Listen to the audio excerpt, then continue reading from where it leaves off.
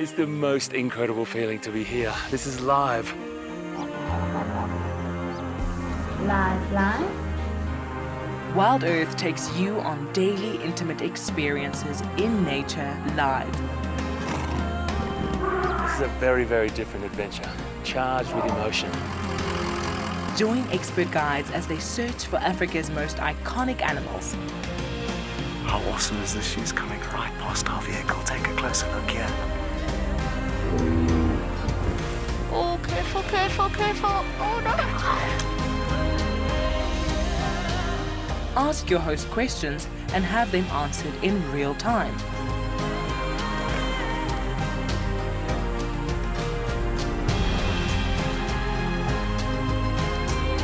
Join us live every day on WildEarth.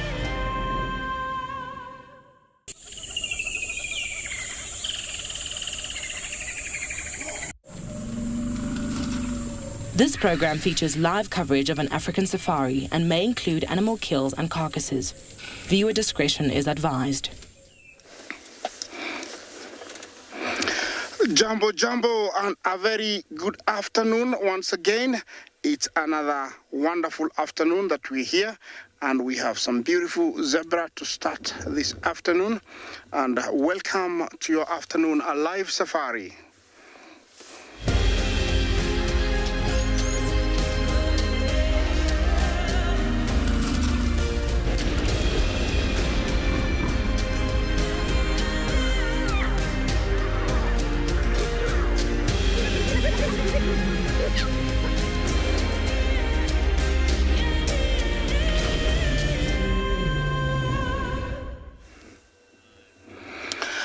Jumbo once again, and ready to start our afternoon live safari. Welcome to Masai Mara. We are at Mara Triangle this afternoon, and to start with, we have these beautiful dazzles of zebra dotted everywhere along the Ololololo Syria escarpment. That is the view that I have. What a wonderful way to start with that view. And this afternoon, remember to talk to us on #WildEarth. Well, very good afternoon. My name is Isaac, and on camera I have Bungay.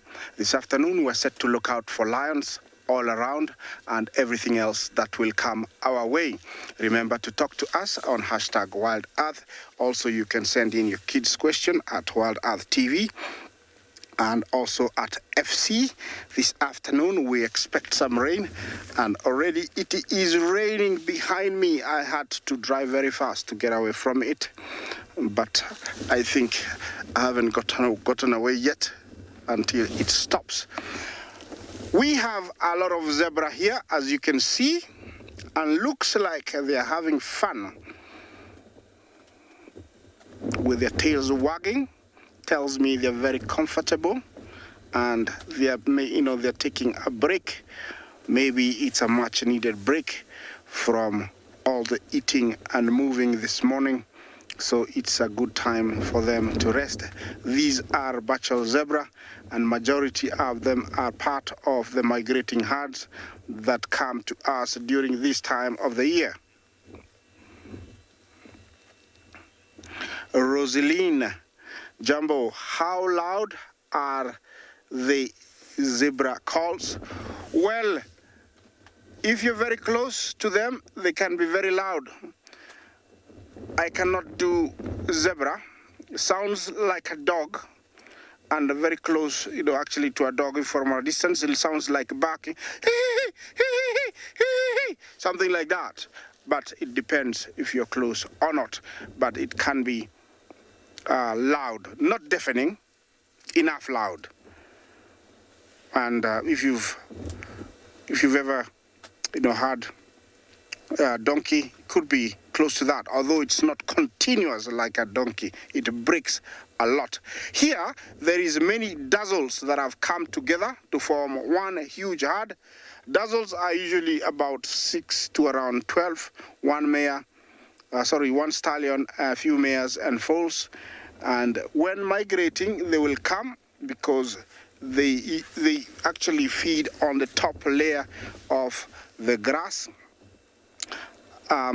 and also some parts of the coarse parts. So they come in fast, and they had come in through this area, grazed a lot, and then they have come back for a little bit more. Well, it's such a beautiful view, and I have to continue on. So as I move on, I'll leave you with that beautiful, sight.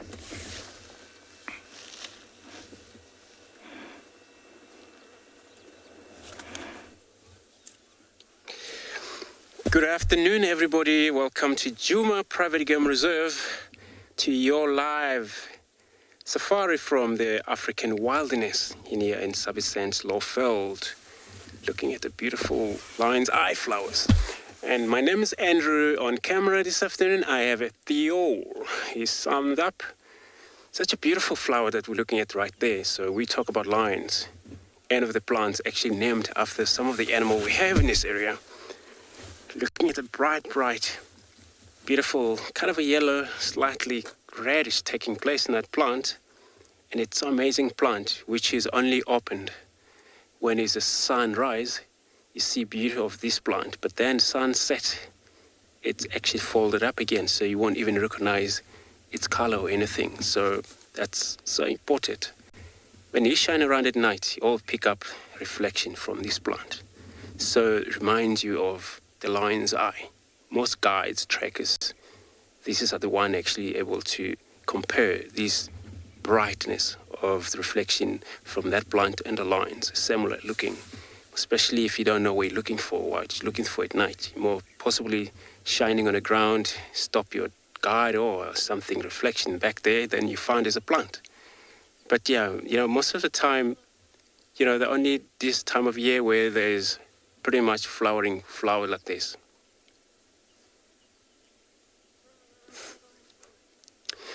And it's a beautiful flower. Look at this column, especially close-up look.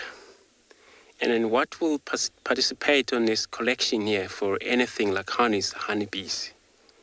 Those honeybees, they would go investigate a lot of different flowers that occurred around here. Could be yellow flower, red flowers, and all they do is just collect all of these little powder they got, put them in their back legs and fly back to their nest again.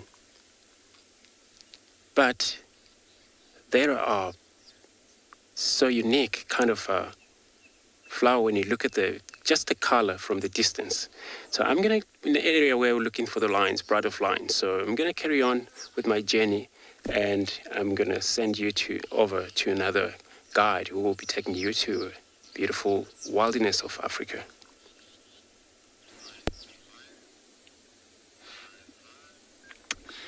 Good afternoon and welcome to and beyond Ngala, where this afternoon we're looking at a elephant bull that's just cooled himself down.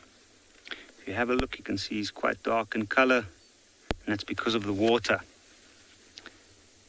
Now myself, I'm Yapi, and behind the camera we have Owen, and it is a very, very, very hot day here on Ngala, so we've decided to park off in the shade away from the elephants and watch and see what they do. Now there were 3 others here earlier, and they've just moved off in the same direction that this elephant is moving off.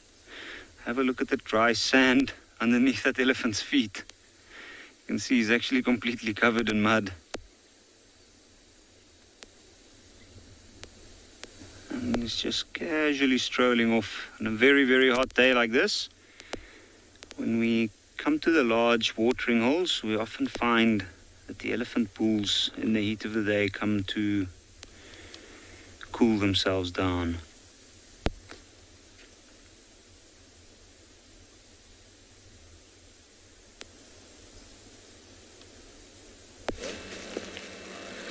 Good afternoon, everybody, and welcome to the Sabi Sands, and more specifically, welcome to Torchwood and the Djuma Pride. Now, we haven't been able to get them on the show for you since yesterday, but a few days before that, it's been some time since the Djumas have been on the property. And, well, we're very excited to have them around. This morning, we managed to track them down, which was really, really cool. And they are looking quite hungry. Hello everybody, my name is Steve, joined by Morgan and Cameron. As always, very excited to have you with us. So spending time with lions this time of day can be a little bit slow, as you see. They are basically going to spend the next, few hours just chilling in the shade. On the way here, they left the cubs. The tracks of the cubs were with them for a long time, and probably half a kilometre or so within that radius from here, they left the cubs behind. 9 cubs. Maybe the 2 big males are with them. I'm not sure. We weren't able to find them yet. We spent time with these lionesses this morning, and they tried to catch a young giraffe. But right now, I think they're just going to enjoy a little bit of the cool breeze under this tree.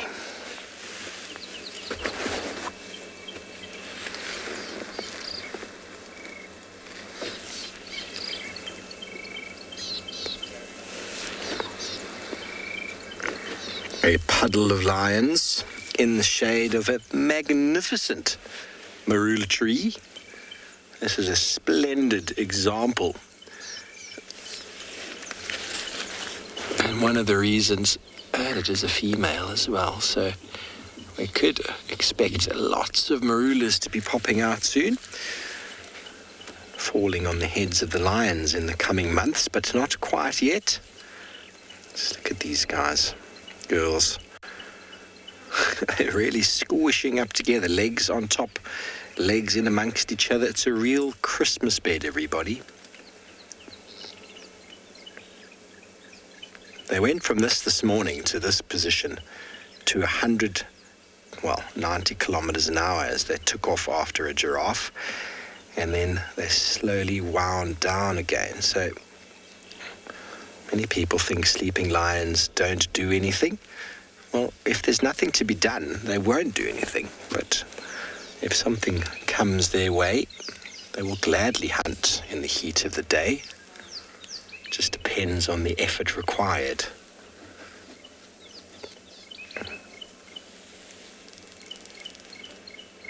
They're definitely hungry. According to the tracks, they hunted a few times last night, unsuccessfully. But in saying that, it's possible they might have had a small impala or 2 that doesn't really touch sides.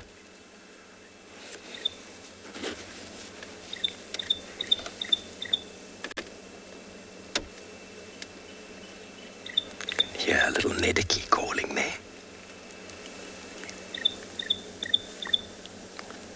Thinking to yourself, what are all these big cats doing in my territory?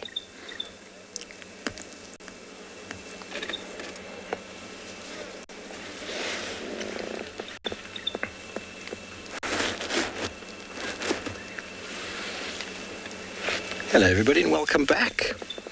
We are still with the Djuma Pride, who are just chillaxing in the shade of this magnificent marula tree. Lots of legs and feet. Oh.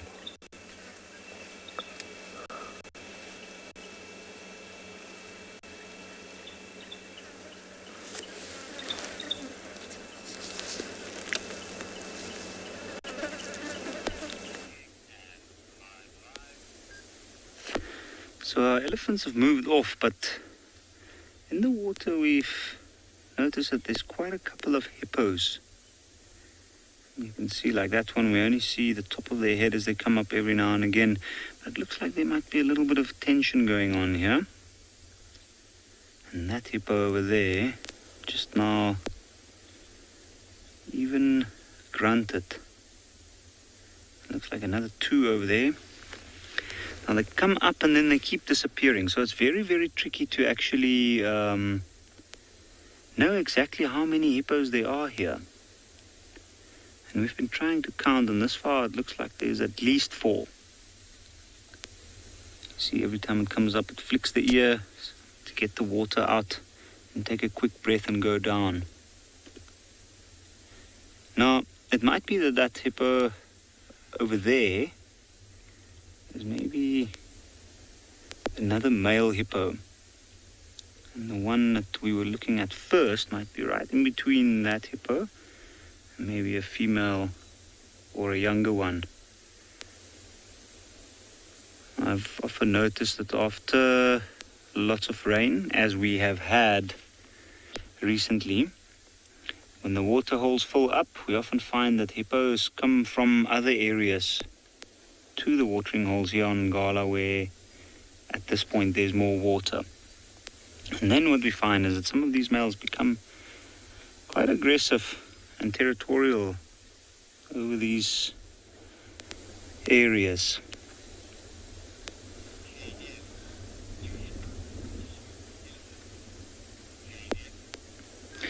KF, what a good question. Do hippos have issues with elephants? Personally, I don't really know, but what I have seen is that they do tend to get quite nervous when large herds of elephants come down towards the water, especially very, very hot days in the summer months in the Lowveld. The elephants often come late afternoon in large groups, and they come and they wade all the way into the water where they go for a swim. And when that happens, I often find that the hippos move straight towards the central part of the watering hole where they all huddle together and they kind of wait until the elephant disturbance, if you like, moves off. So I guess they do actually have a little bit of issues with elephants. I saw, it looks like there were 2 younger ones there with that one, so I'm pretty sure that that is a female, or at least 2 females and their offspring. And we have that big male that is near them as well. And he's just keeping the other guy off on the one side of the watering hole.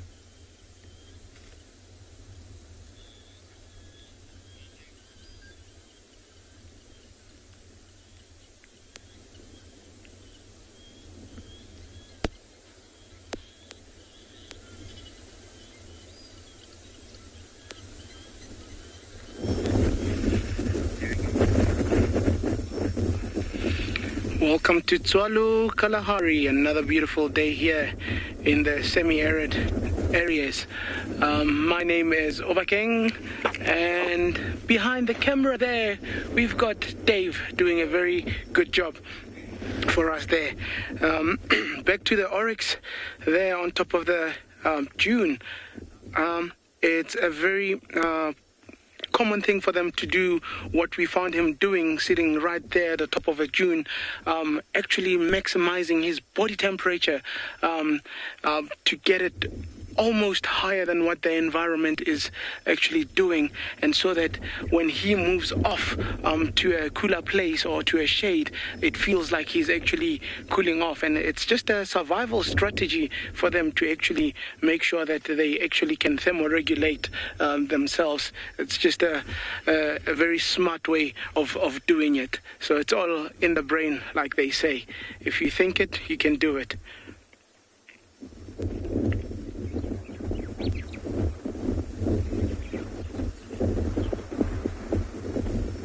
Slowly coming down now.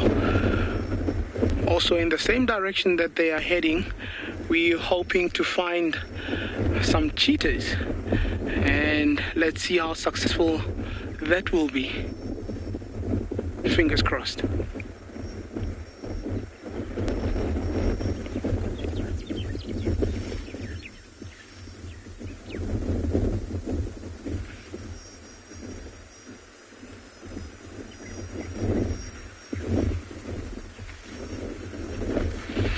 think we're gonna start moving a little bit on and seeing where he's also heading.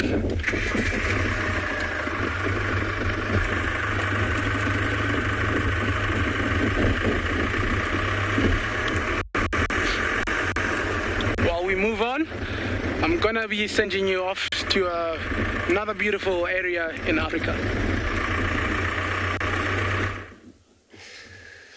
Beautiful. So we were lucky finding this pride of Dalamati pride of lions. Still sitting in this shade since the temperature still hasn't settled down, so still sitting on 35 degrees 95 Fahrenheit, which is still far too much for, I think, everybody, including us as well, sitting in this sun, but looking at them from their shadow. This is what they have chosen, I think, for the entire day since this morning. And I'm sure this is where they've been seen around here. And there's been a lot of tracks of a buffalo, or maybe they were behind a buffalo the whole night. Probably, they gave up hunting probably this morning. And then a buffalo, I think they have moved far from here, because then we haven't seen anything from them, but they were seen this morning. So they're probably in one of the waterhole or grouping up in one of these shade just to take it relax for a little bit just before the sun cooled off.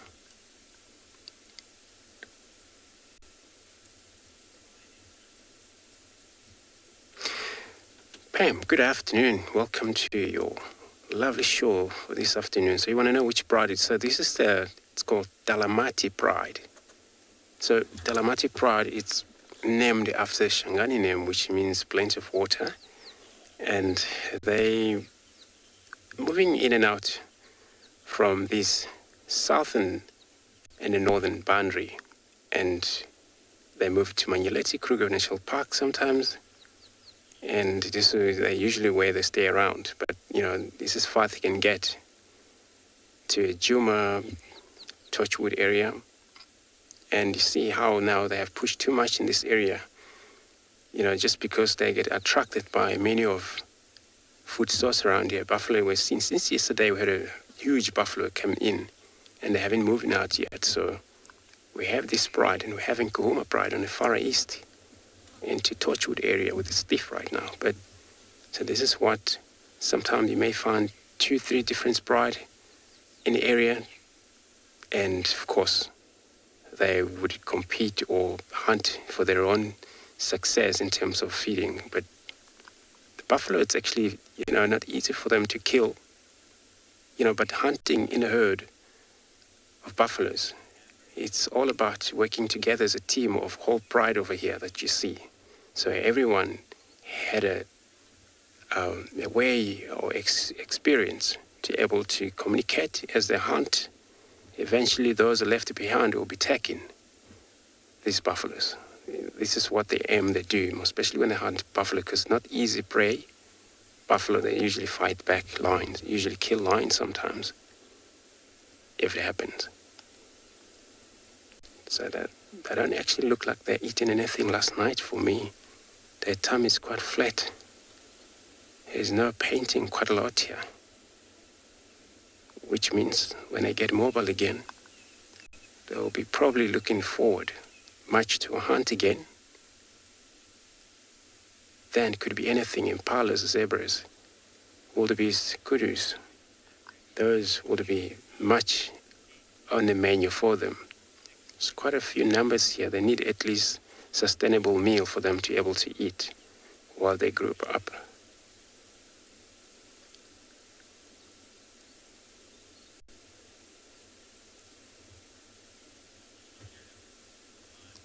See that one, she's probably licking herself.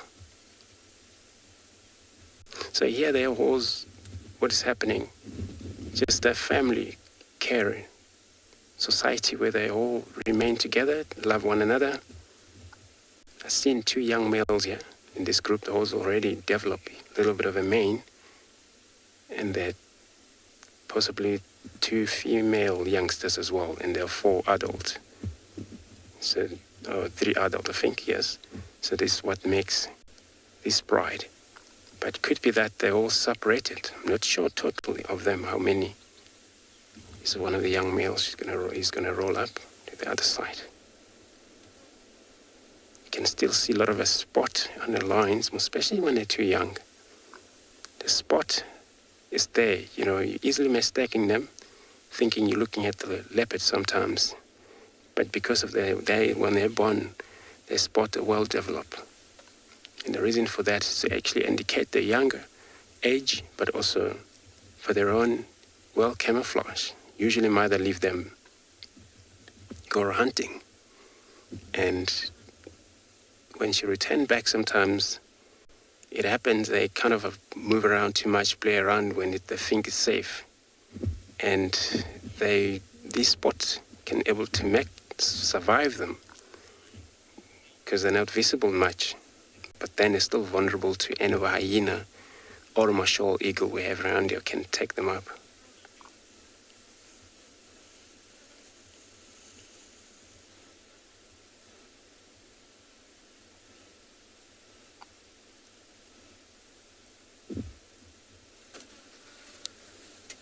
Yeah.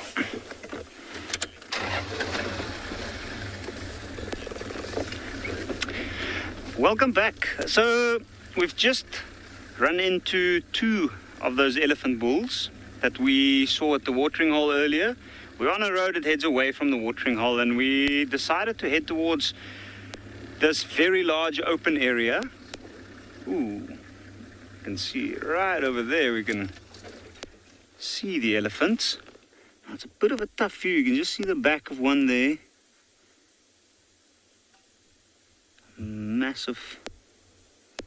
Massive creatures. Actually standing out above these shrubs around us, but they do blend in very, very well. I mean, at first glance, if you had to take a quick look, you'd probably not even notice that there's an elephant there. You can see there's some marula trees there in the back. I'm pretty sure that tree casts quite a large shadow. And these elephants might actually move over towards that side. So they've done exactly what an elephant bull, or at least what I would expect an elephant bull to be doing at this point. They've just moved away from the water where it's open and no shade, and they've moved down into the valley below the watering hole to slow down and feed. But I think we're going to leave them here, and we're going to continue along. There is a very large clearing in this area, and at the moment I'm pretty sure that there'll be some general game around in that area, maybe giraffe, zebra or wildebeest, and if not, then probably some impala. Now I know that area is characterized by some very there is a nice view. Last view of this elephant, but I think he might be moving off.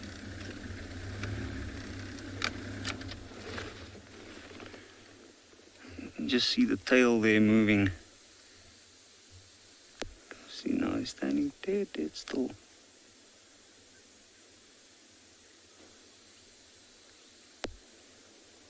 What a colossal creature. Welcome back to Tortured with our lions, who've been having a little bit of a competition for space with regards to their legs. There's some real little snuggling going on right now, and if any of you know what it's like to snuggle when it's very hot, it's never that comfortable. There's been a little bit of pushing and legs pushing at each other, but those two there are having a proper little cuddle. So much love in this pride. So much attention. There we go. She's looking at us going, yep, I love my sister. Very tactile, everybody, lions. Tactile means very touchy-feely. Very social, the only social cat that we know of.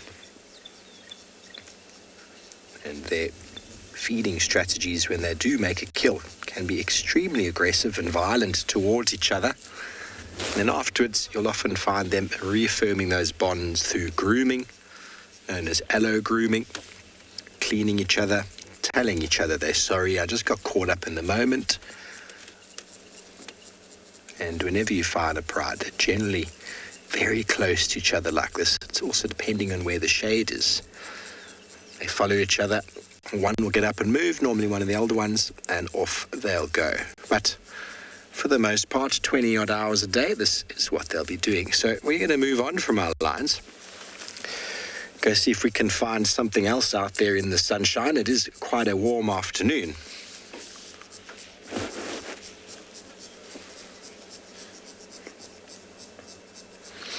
Floating in Impala, you want to know if lions show more aggression when mating. Well, what do you mean? Compared to what?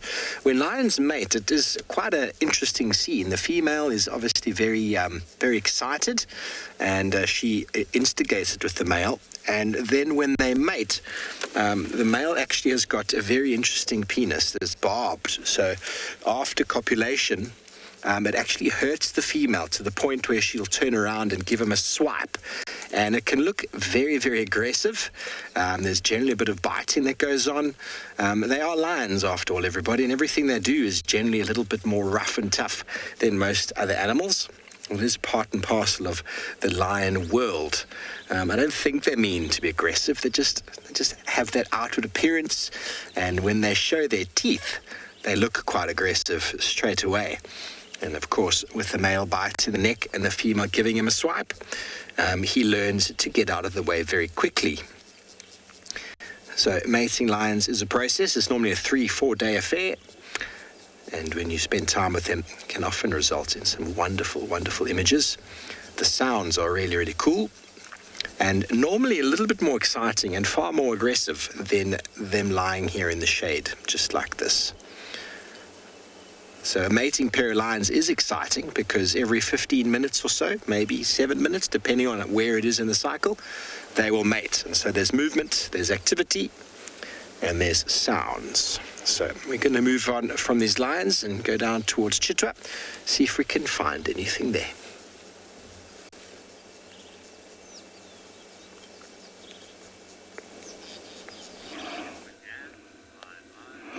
Well, from sleeping lions to slightly awake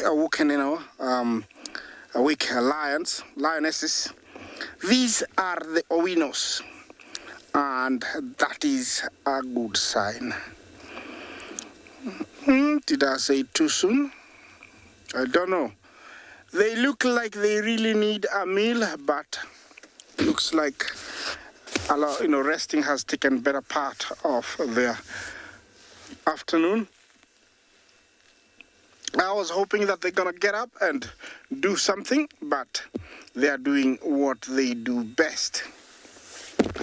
Yeah, the Owino pride is a breakaway from the sausage tree pride about 4 years ago, and they consist of about 4 lionesses and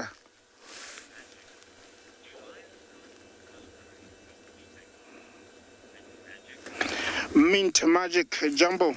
Do lions still smell prey while sleeping?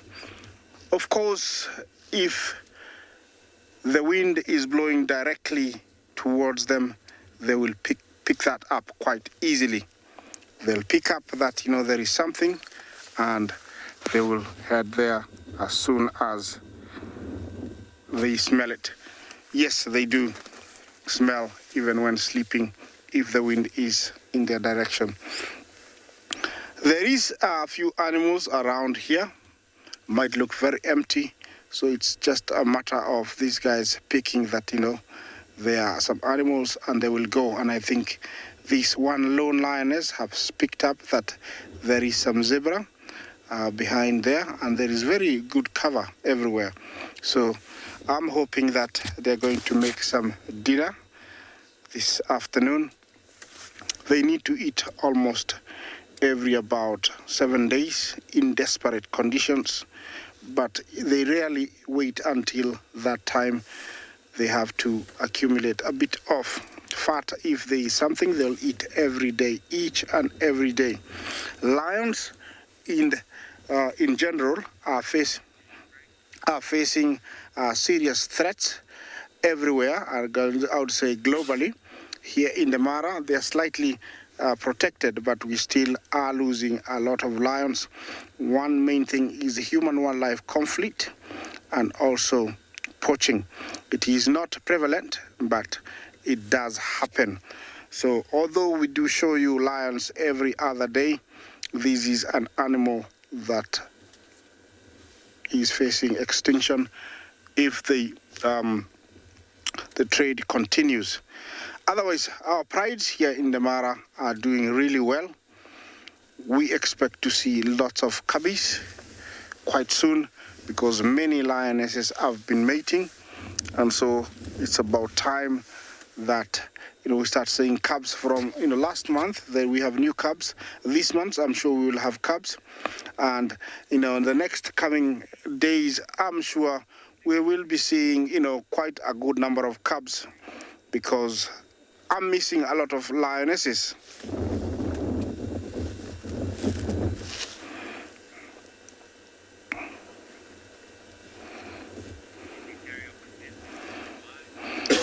Well, that lioness is very focused on something. I'm hoping she's gonna go. As I was saying, I expect to start seeing more and more cubs in the next coming weeks, because I'm missing a lot of lionesses, and most of them were pregnant. We already know that the River Pride have got about 7 cubs. We've lost them.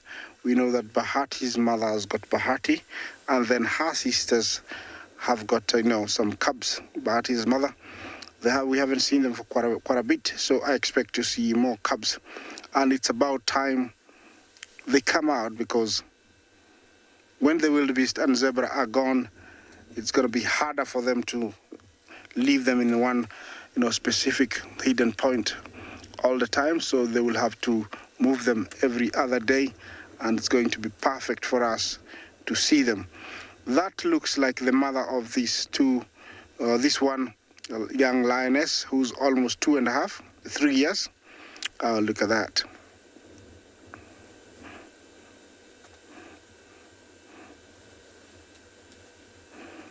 Yeah, she needs a belly rub, but I'm not going to volunteer.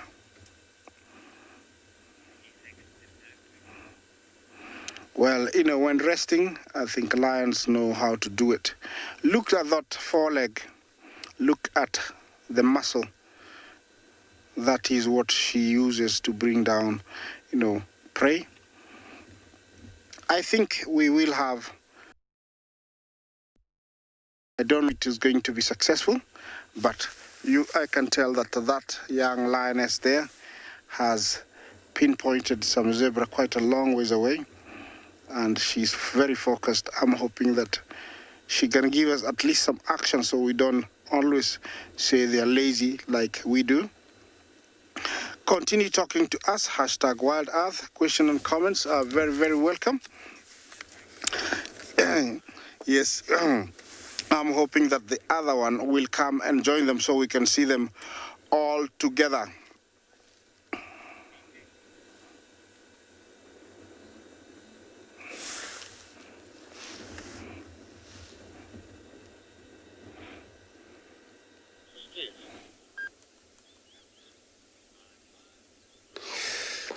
Good luck, Isaac.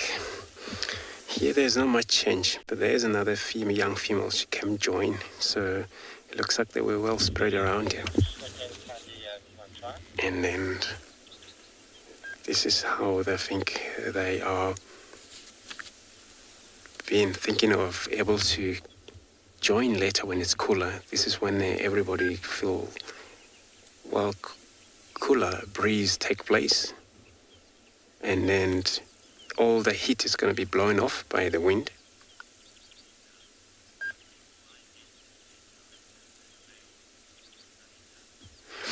Sarita, good afternoon. Welcome to beautiful show, your lovely show this afternoon. So you want to know what makes the lioness be a better hunter than a lion, the males. So one thing, females, they have a lot of energy than the males. Where males, they have, but they can't keep up for that energy for long. So they give up quite quickly. But also the female, somehow that energy they keep up with them. It's all about a lot of, think back to their young one. When they have a young one, they got to make sure they got to hunt, make sure their young one able to eat more, especially when these young ones don't drink milk if they have a youngest age of probably a year old or anything. And that they need to keep up on their hunting skills, pushing too much on effort. Even during the day, you see those lions will be pushing too much on hunt.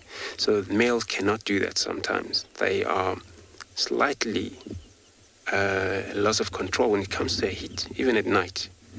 You find male lion, they may sleep for much longer than a female do. So yeah, there's something to do about getting a little one to feed on them, but also they're a lot full of energy, the females. When the males hunt, they have a lot of power. Two males can bring full buffalo down, grown buffalo down. But it's so that, they're not actually in this kind of technique. They don't have a lot of effort than a female do.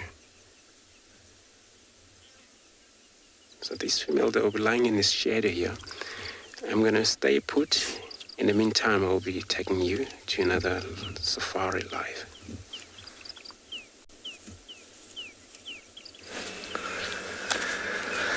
Welcome everybody. We have found the Queen of Djuma herself, Thandi Cat. I do believe it is Thandi. It looks like Thandi. And I don't see her cub. We've just moved on from our lions who are sleeping very flat. Oh, she's going to come and drink. What an opportune moment. Maybe she's going to take us to her cub. I was quite surprised, Andrew saying his lions are starting to move. And now here our female leopard is starting to move. We're on an area in Tortured called... Oh, the bird just made a jump. Did you see that? Oh, I think the Cape turtle dove got as much of a fright as she did. Oh, beautiful girl. What are you doing walking over the rocks? We've had to pull ourselves up onto the rocks ourselves here due to the fact that in the depression we didn't have any signal. So let's... I don't know if we're going to be able to follow her there. We're going to do our best. We can stay here for a moment. It looks like she's going to go down the other side. If she goes into that drainage, we could probably follow her, but we probably will not be able to broadcast. But we will try. The inquisitive tail, a life of its own. Please tell me you all saw her jump. That was awesome. I was busy looking at her and not at my monitor, but I saw her do a 180 jump. Makes me feel like I'm on the slopes in France doing 180s on my snowboard. That was the technique. How awesome. Okay, well, are you hungry, Thandi? I'm so surprised to see her moving in this heat on the rocks. I can tell you, everybody, it's warm. For her to be moving in this heat, she was just lying up here in the shade next to a little puddle of water. And it's why I was on my way to go check one of the other watering holes, because when it's hot like this, you can expect to find animals near water. It makes sense. Near their favorite watering holes.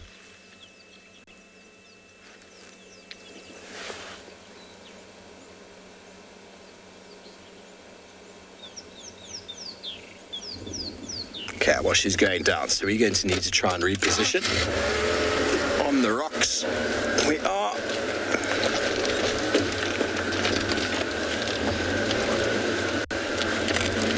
Wonderful granite outcrop.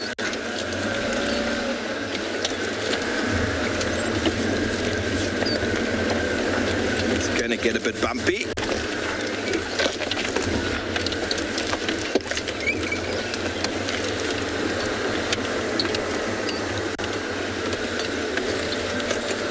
Just need to update the gentleman who's coming to join me. Oh, no, she's still there. She's found herself a little shady spot. There you go, there. There we go, Morgan, is that all right? That'll do for now. Tandy, could you maybe find a spot where we can also get some shade? That would be wonderful. That'd be wonderful, underneath that beautiful tree.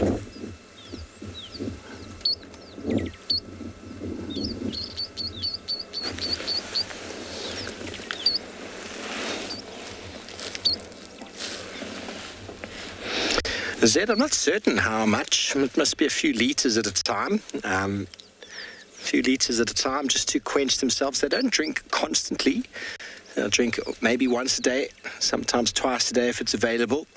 Often if it is hot like this, they'll need to drink more, but they can often get a lot of their moisture from the animals that they eat. So the blood has got a lot of obviously moisture in it. So they get a lot of their moisture from that.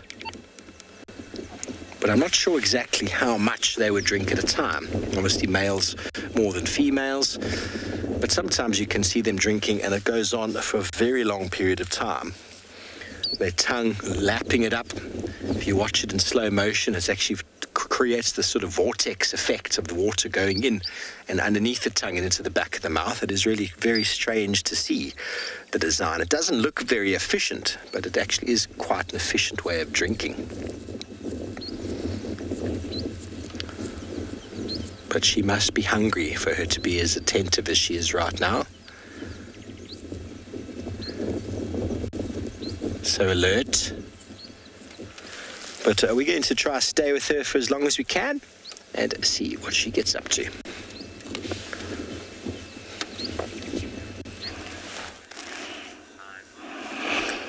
Well, my lions have decided to show me the better side. And they are moving out, and it looks like we are on for our evening hunt. Those two ahead, the one on the mound and the one walking in the middle, are the cubs.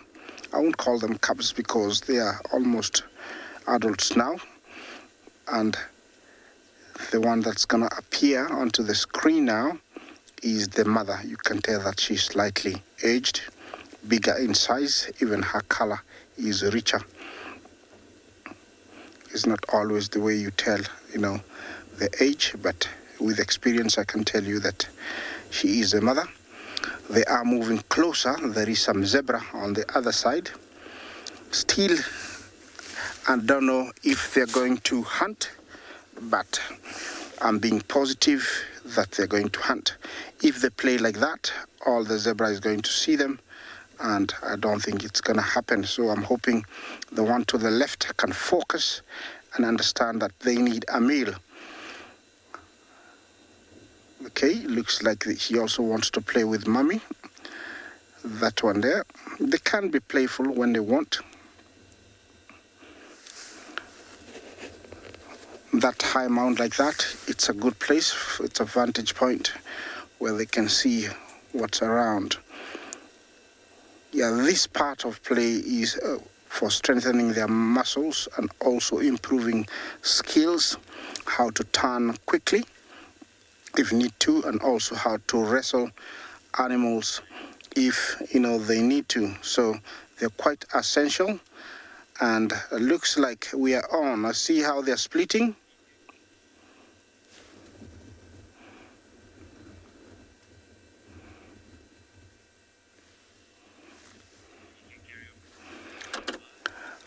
The way they're splitting over there is a very good strategy because they cover a much bigger area, and so in case an animal runs either way, they have covered that area and it's easy to get it.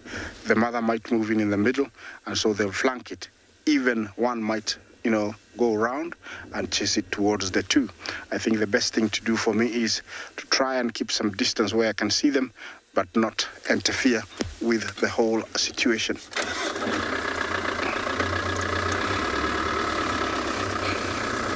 It's always exciting, but I've learned to be patient until the last minute because, they're not as successful as thought.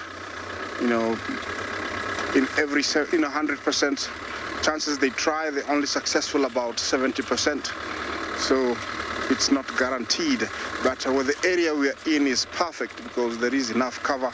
There is a lot of shrub, termite mounds, and the zebra are busy grazing. So I don't know if this is another hunt that we might see. Let's see.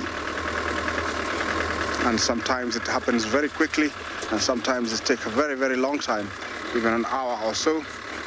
So hopefully it happens, quite quickly. I'm gonna try and find a spot here where I can see both, and also a place where I can see the distance between prey and predator, so it can give me an idea of how long it's going to take before they're on top of the prey. I've lost them somewhere here, the two young cubbies. Over there, I see one, and the other one is over there. Okay.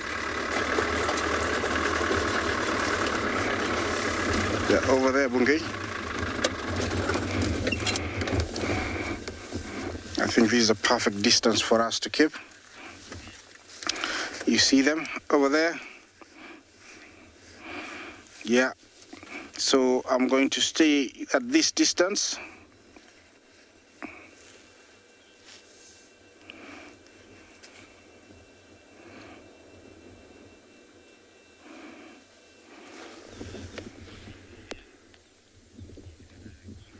Come on.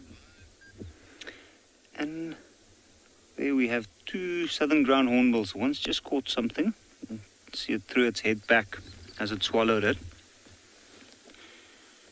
And we finally made it to those clearings I was talking about earlier. And the nice thing about this time of the year is, you can see, look at that wildebeest. They're all packed in a line in the shade of that tree next to them, perfectly lined up.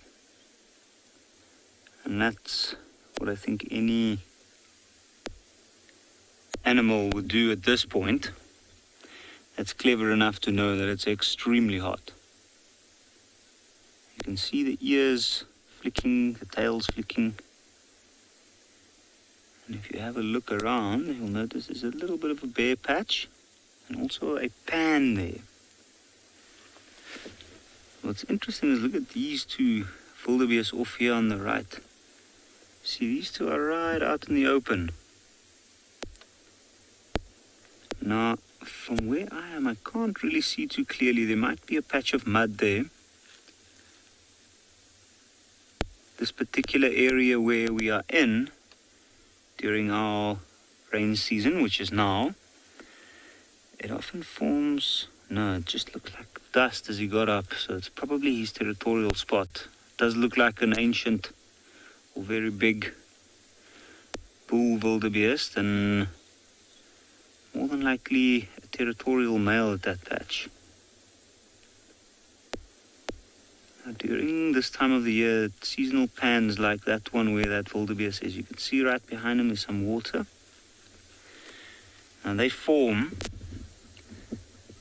and they usually start out something small, just a track and some very wet mud, becomes dammed up, and then as animals from smaller animals start using that water all the way through to larger animals, eventually animals like these wildebeest and even elephants, rhinoceros, buffalo, and they eventually turn out to become quite a large pan.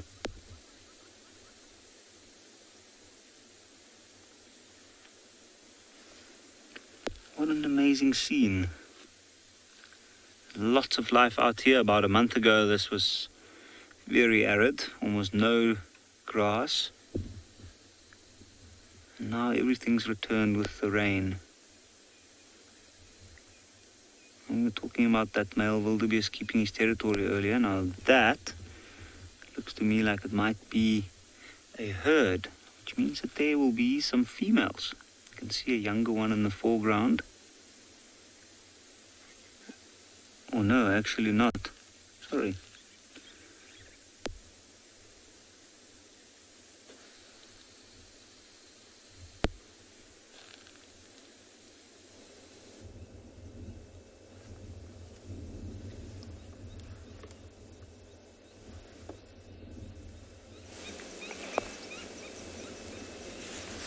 a Tundi cat.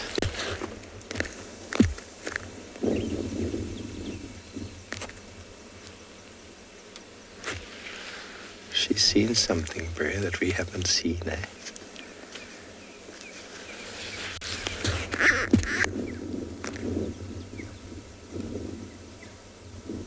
Take her or something.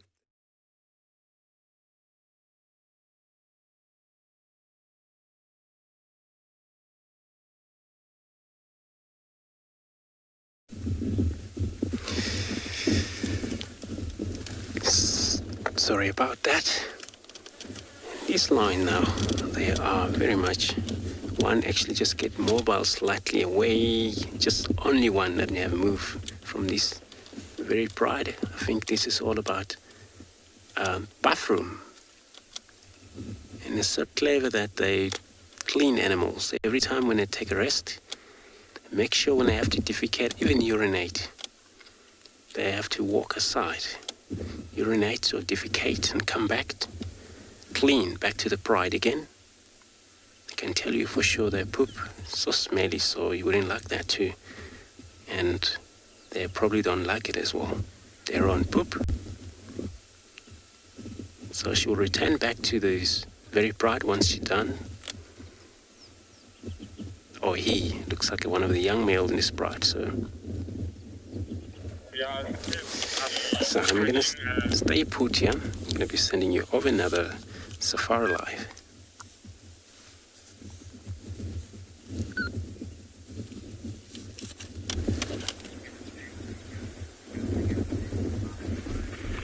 Welcome back to Tswalo Kalahari. We've got a female giraffe feeding on a tree there, these camel thorns. A very interesting interaction happening there. You'll see the giraffes feeding on these thorny trees.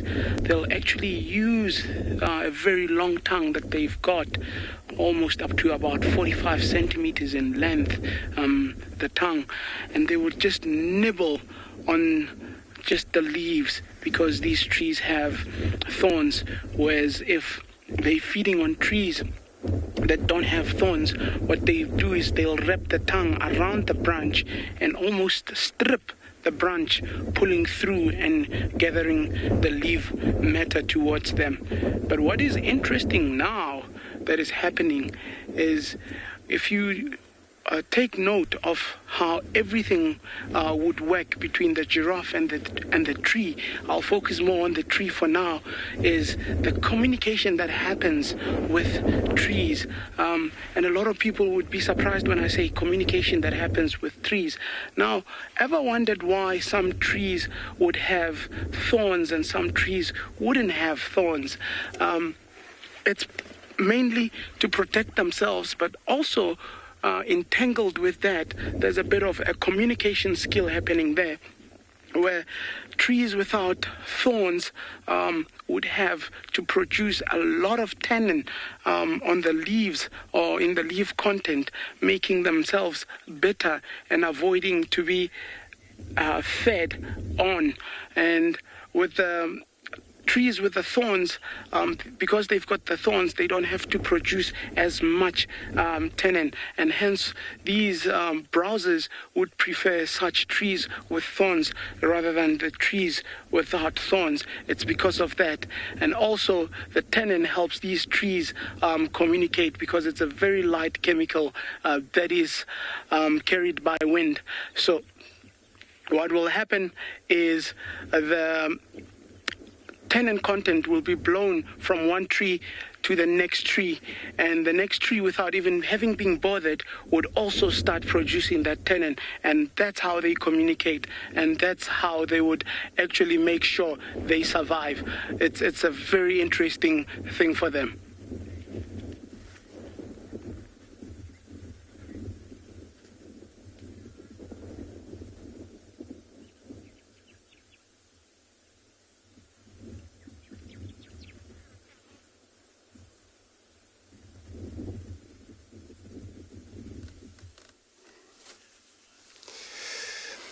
Beautiful. So looking at this bride, still in the shade, but they can't stop licking one another as the early grooming.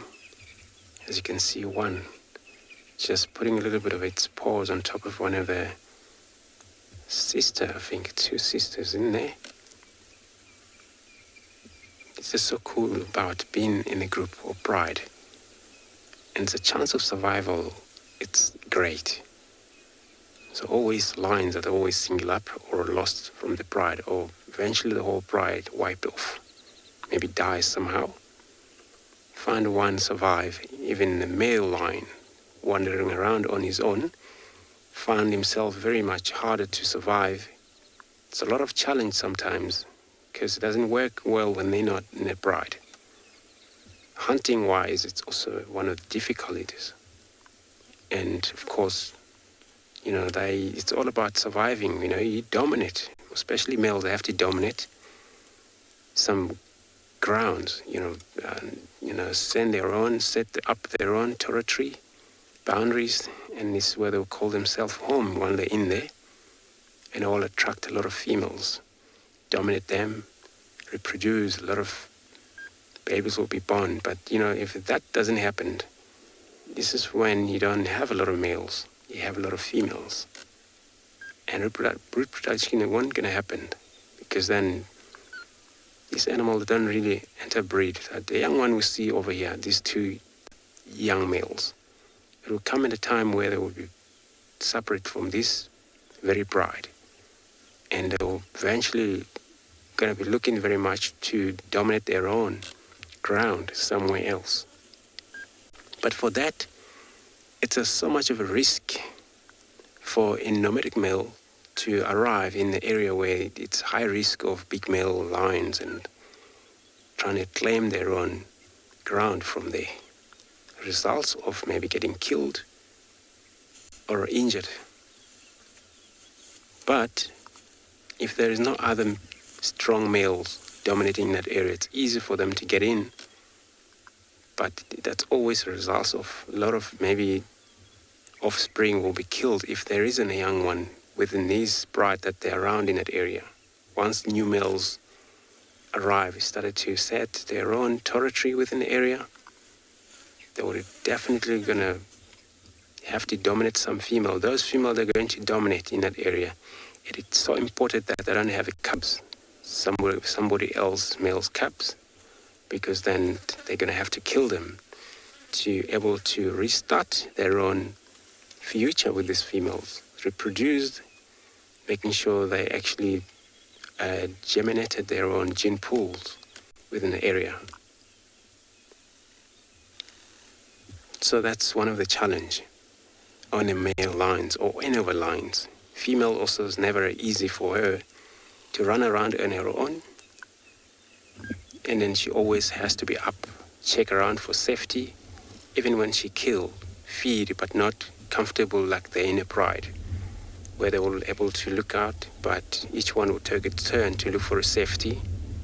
They're still vulnerable to other unknown lions, especially when they have this kind of like and a young one over here. If any other male come in here, claim this area where I've walked, they have to move out, for example, and then it's going to be a lot of mess. It's going to be a lot of a killing. And yeah, it's a lot of kind of a politics in this kind of animals, if you want to think of it.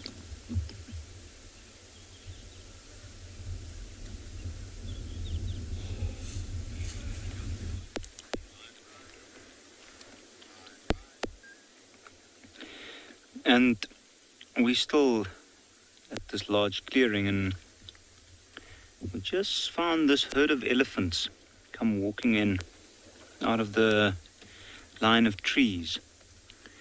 Now they've stopped over there,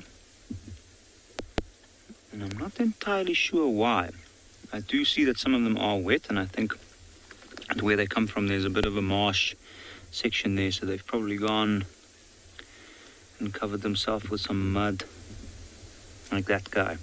Have a look, there's mud all over his head, down on his front legs, back legs, and then of course the tip of the trunk you can see.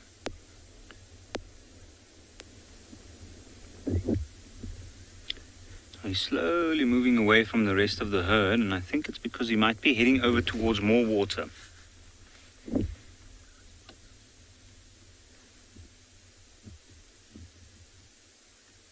Now the rest of the herd, it looks like...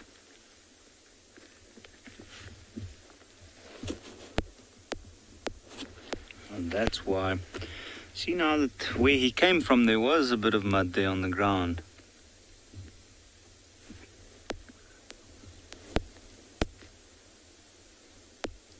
And a big elephant bull like this, often you do get to see him walk straight across a large clearing like this. When you encounter some other animals along the way, you might try and push them out of the way or make them move off. I can see there's also a secretion from the temporal gland.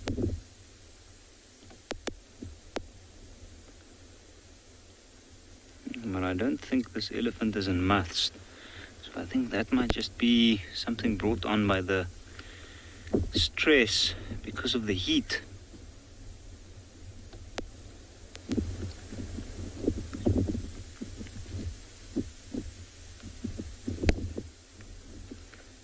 Have a look at the impala slowly moving off as he's approaching. Let's see what happens here.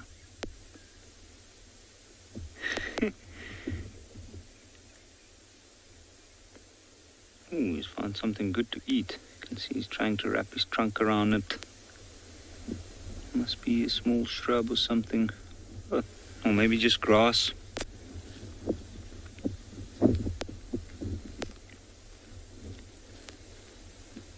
As we can see, it's green all around and lots of grass around. And the grasses in this area is mainly what attracts all of these different species. And what we've noticed in the Kruger Park and the greater area, this time of the year, elephants, especially bulls, they tend to eat quite a lot of grass. Supplement their diet. They've been eating a lot of materials high in tannin, like the bark of trees up until now, right at the end of the dry season. And how spectacular is that? A decent sized herd. You can see the little ones, each of them moving close to the mother.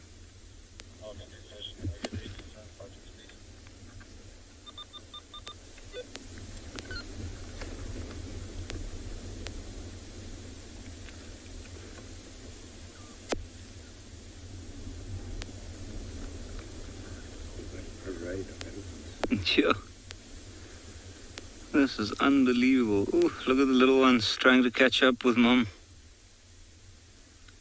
Now it looks like they found a good spot to eat there. It looks like it's getting a little bit denser there. Maybe they might also use the shade in that area. And that clump of trees.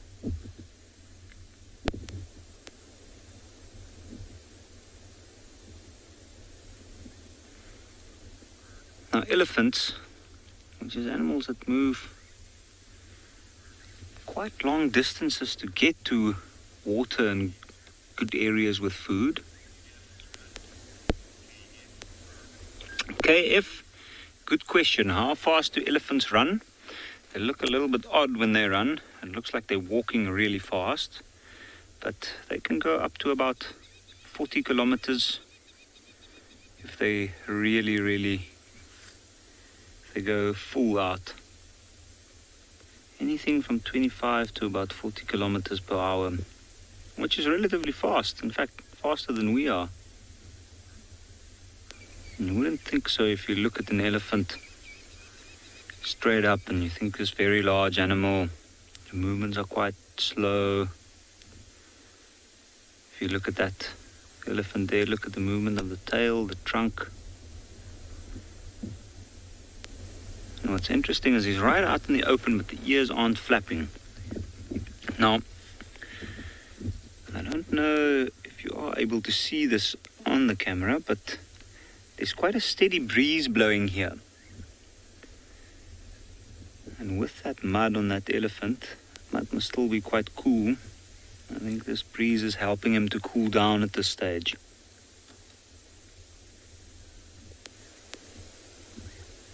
Look at that impala, wildebeest. Thought I saw some zebra earlier on as well.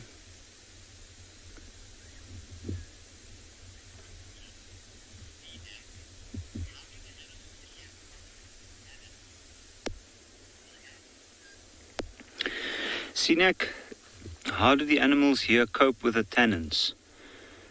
Oh, I think it's a very difficult question to answer straight up. I don't think all of them cope in the same way. In fact, most of them I'm not even sure how they would do that. I know that elephants, they seem to deal with tenants quite well, and that might just be because of their size. They've also got a pretty poor digestive system, so most of what they eat actually goes straight through their system. Other animals like the wildebeest, the impala, giraffe on occasions, they are ruminants. And animals like the wildebeest, they strictly eat grass. The grass is not as high in tannins as some of the trees might be. So the tannins in their diet isn't nearly as high as it would be, say, for a giraffe, for instance. It mostly browses or feeds on the leaves. Giraffes can also tolerate high levels of tannin. And generally speaking, the trees kind of raise the tannins while they're being fed on. And you'll often find that they just feed for a little while and then move off. But this time of the year, with a lot of trees blooming and new leaves growing, they do pump them full of tannins to protect them from the herbivores. It's essentially attacking them on the large scale at this time.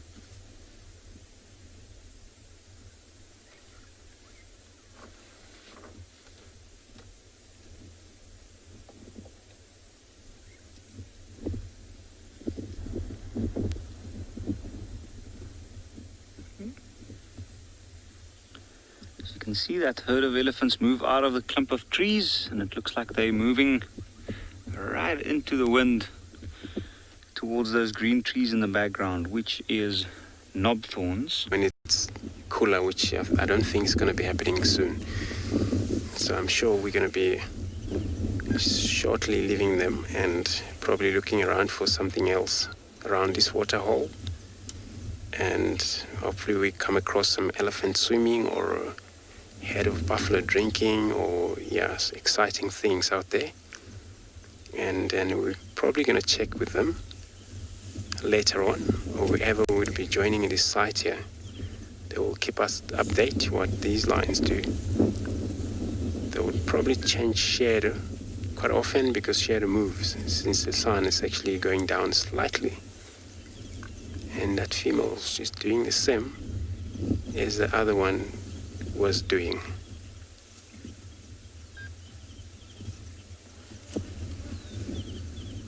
Leopard lover, yes, was. So was like hairballs was happening here, or fairballs.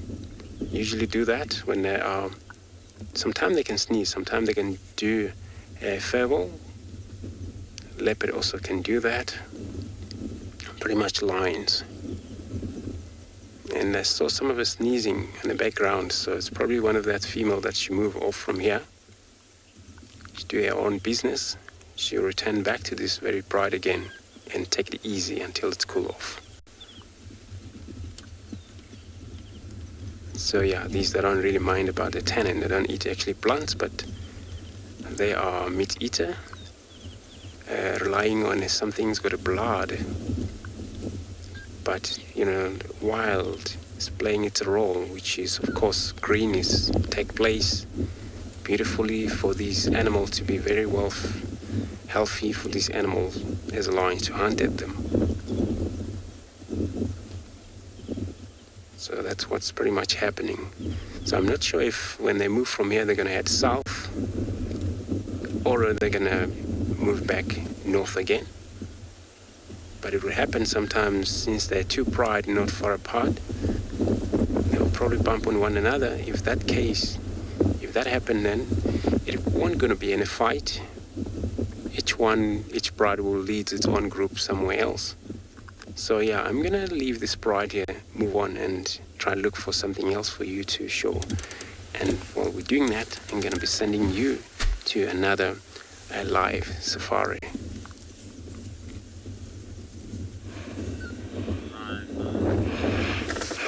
Well, yes, the lions spooked the zebra, and so there was no more hunt.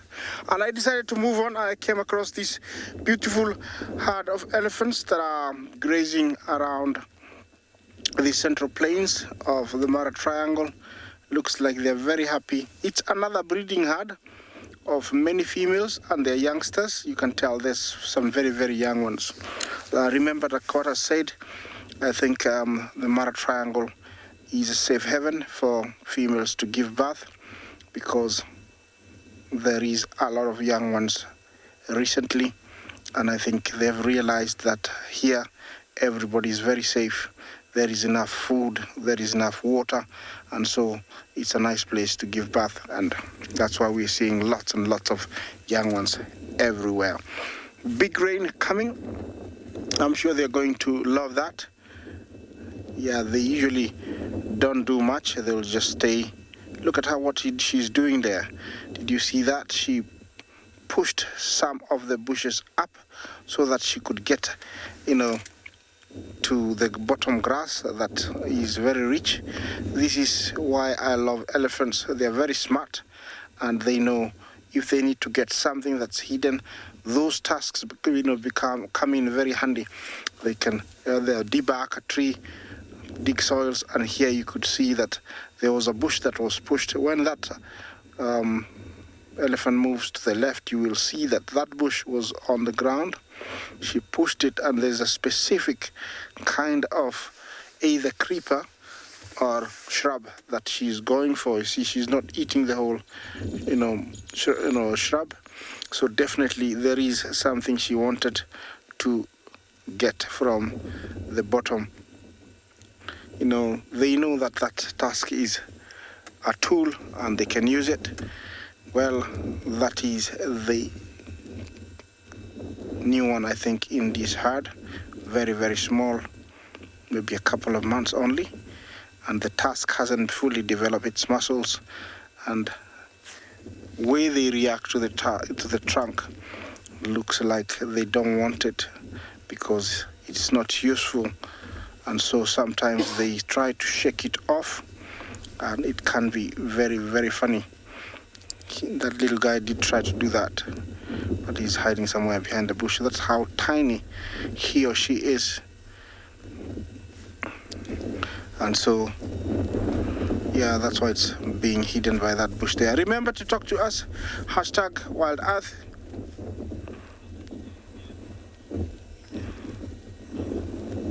Amot, Jumbo, you want to find out, how much do elephants walk every day? It differs from one area to the other. For specific reasons like water, in arid areas like the Tsavo in Kenya, Mkomazi in Tanzania, the Zulus in Tanzania, in Namibia, where it's very, very dry, if need be, they can walk even 100 kilometers, and that is for a purpose, water. Here in the Mara, there's no need to walk very far. Elephants can walk only about 3 to 4 kilometers in a night. There is water everywhere. There is enough browse, which is leaves, and also grass everywhere, so they don't need to move very far. So, it depends. It's very tricky to give you an exact distance. But if they're in a very arid area, like in Chad, places that are very arid, they can walk very long distances. So I can only answer according to specific areas. It looks like the little guy there has picked up something. What is it? It's coming through there. I don't know if it's us or... Okay, what's up? Being very playful. Yeah, well, they do that. They can be very interesting. Yeah, look at that. He's being very... Yeah. This is the time when they're very playful, and they're allowed to do that because in a few months, when they're no longer drinking, they're starting to eat and there's not enough milk, although they will drink almost to around 2 years. They will be eating more. Their mothers will deny them to drink. They will not have time to play, and so he or she is allowed to play. Right now there was an antelope that came out of that bush there, and I think that's what he saw. Then it disappeared. It could be somewhere there. I don't know if we'll see it. Could be somewhere there. No, it's no longer there. I think that's what it saw, but couldn't find out where it was or where it disappeared. Oh, there it is. Yeah, it looks like a reedback. A reedback is a nocturnal antelope. That's a female, and normally they stay put the whole day, only being active, very active only at night. Here, you can tell it's staying still, hoping that nobody will, pick it, and then it's going to lie down and rest until night. They go in small, harems of 1 male, 3 females, and a few fawns, or sometimes a group of 3 males, so you never get to see them really much. It's called the Bohor reedback.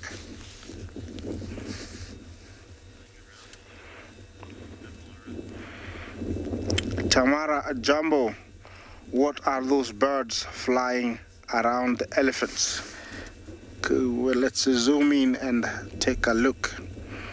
I didn't notice that.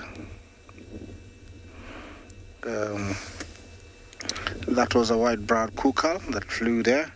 And let me see those ones there. Is that the one? Well, definitely, I think they were swallows. And they look quite big.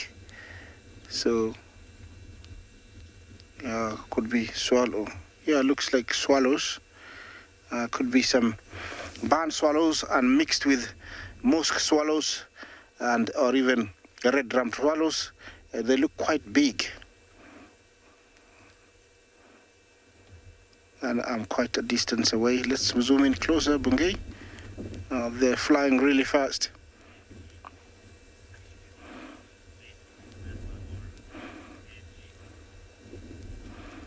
Yeah, looks like they're flying really fast. Where do the swallows nest in the Masai Mara?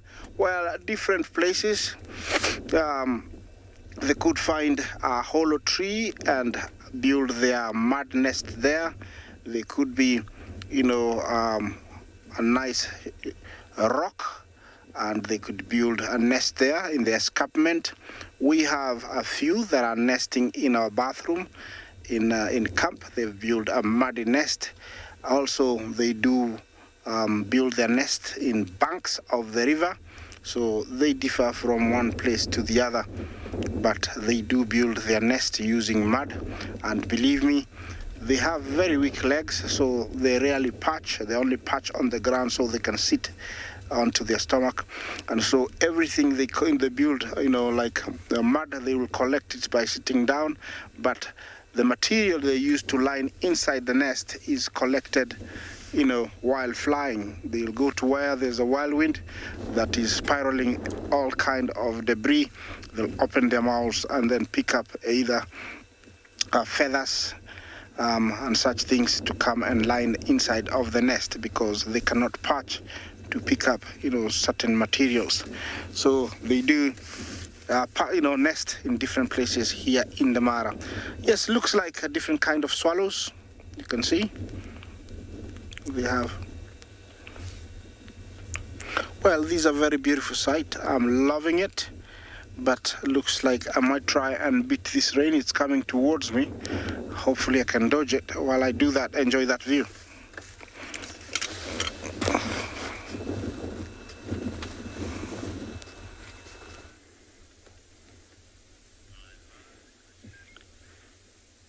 Talking about insects that the elephants are disturbing, we've been watching this elephant bull feeding for quite a while in generally the same area, and he's only been eating grass. Have a look at him shake that piece of grass before he put it back in. Just have a look at that trunk. So let's look carefully what he does. See, grips around and pulls it off. See some sand, and then he puts it in its mouth. See, sometimes he's also maneuvering it around. It moves it a little bit on the trunk before he makes the last move of putting it in its mouth. You can see he's completely covered by mud, thick mud on his skin. A little shake again.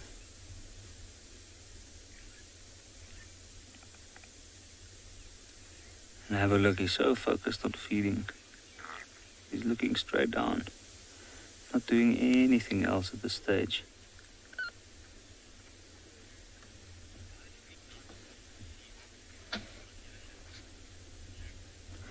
Look, that's a very interesting question. Why do we often not see oxpeckers on elephants? In fact, over here in the Lowveld, I've never seen oxpeckers on elephants. The reason for that, I guess, would be the fact that the elephant can get to them with its trunk. You can see how dexterous it is with that trunk. If we look at the way it's gripping that small tuft of grass. If also he's searching around in the patch of grass around him. So, as he would more than likely try to ward off any oxpecker that might come and sit on him. I have seen in East Africa before.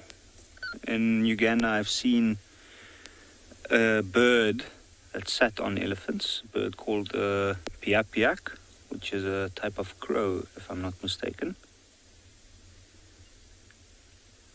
And I have also seen cattle egrets sit on them there. But over here, I've never seen any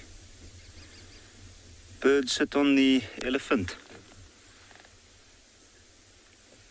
Also, they generally tend to move in quite dense, thick bush around the rivers in this particular area. That's where most of the food is. And that might also have quite a lot to do with that. But then again, so do buffalo bulls, and they're often full of oxpeckers. So I don't have any clear answer to your question, to be honest, other than what I think, which is probably the elephants chasing them off with the trunk. They do take care of their own skin though. They rub up against trees and small bushes, and they also wet themselves with mud. Out here, you can see like this elephant at the moment is quite exposed to the sun, and in order to be able to stand for a long period of time like this, feeding out in the sun, it needs to protect its skin, so it throws a thick mud on it. Often when that mud dries out, parasites get trapped inside, like the ticks, and when it rubs itself up against a rubbing post, it might actually rub the ticks off with that mud. We often find ticks embedded within the mud that's dried along the tree trunks where the elephants have rubbed after they've rubbed there.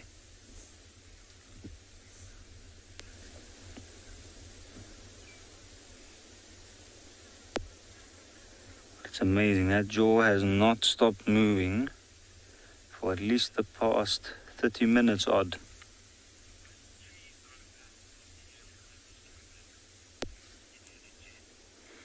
Infinite jest. Most trees do not grow back after elephants have destroyed them. In some cases where elephant numbers are extremely high, they do tend to have a massive impact on the vegetation, especially the larger types like the trees within a certain area. And that also differs according to the season. They tend to change their diet as the season progresses, and they tend to go after specific trees. And unfortunately, when they debark them, essentially that's the beginning of the end for a big tree.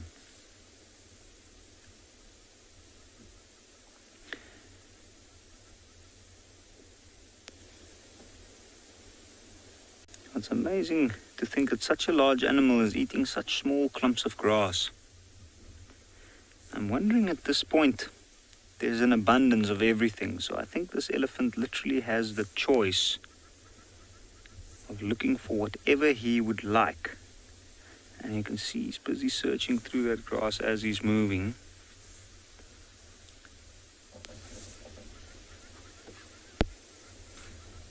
Looking for something very specific.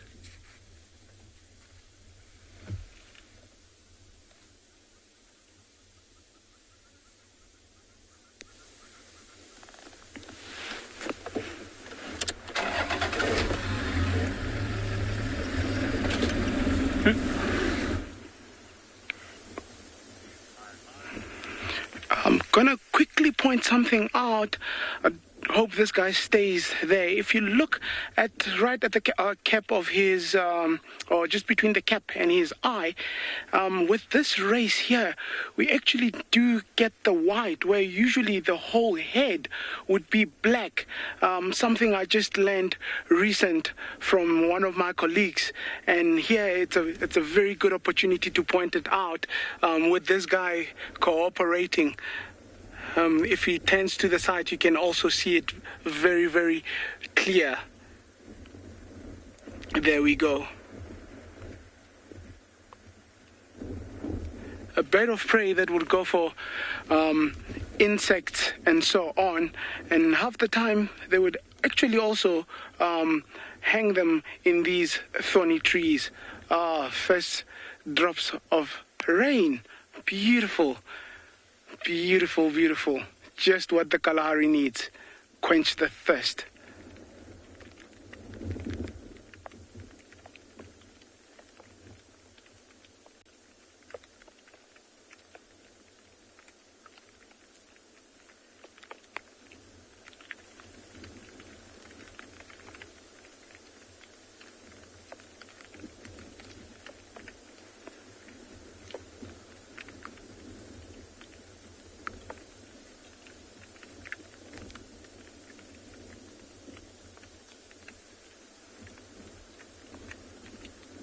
Can see how the cloud cover has come above us.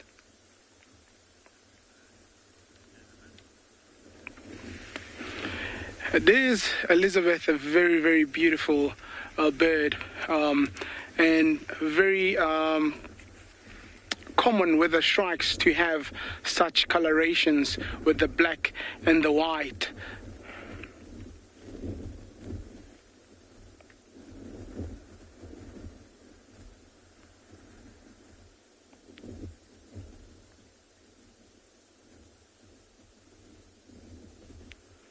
Also with your southern bobo, or your crimson bobo, sorry to say, also showing very bright colors. And look at how he's managed to withstand that wind using the tail.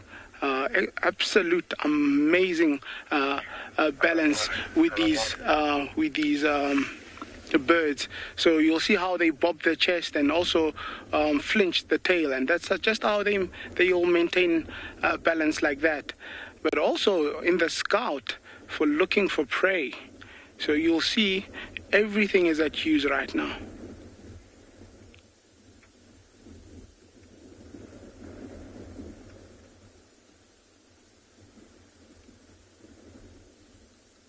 too much wind can blow them off also when they fly. So they will try avoid flying too much when it's as windy as what it is at current.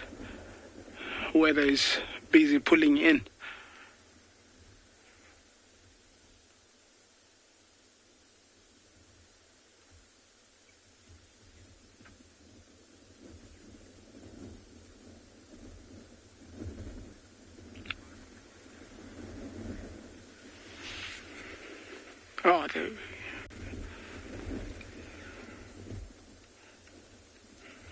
Oh, we've lost them there. Alrighty, we're going to be moving on there.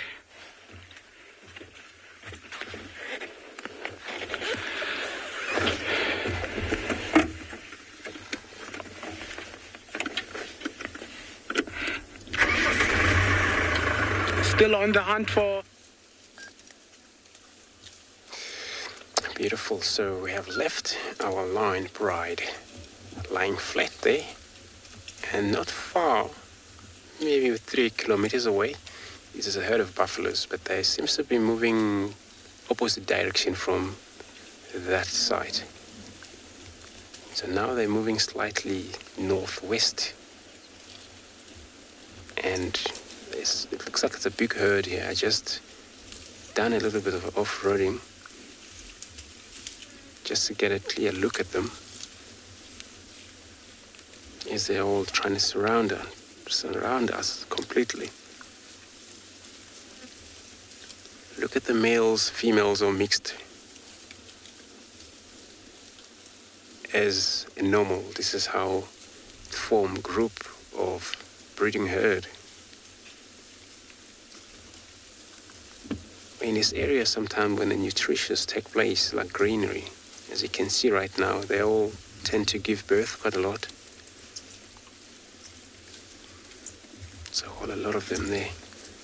They're beautiful with the rising, the background of the sky.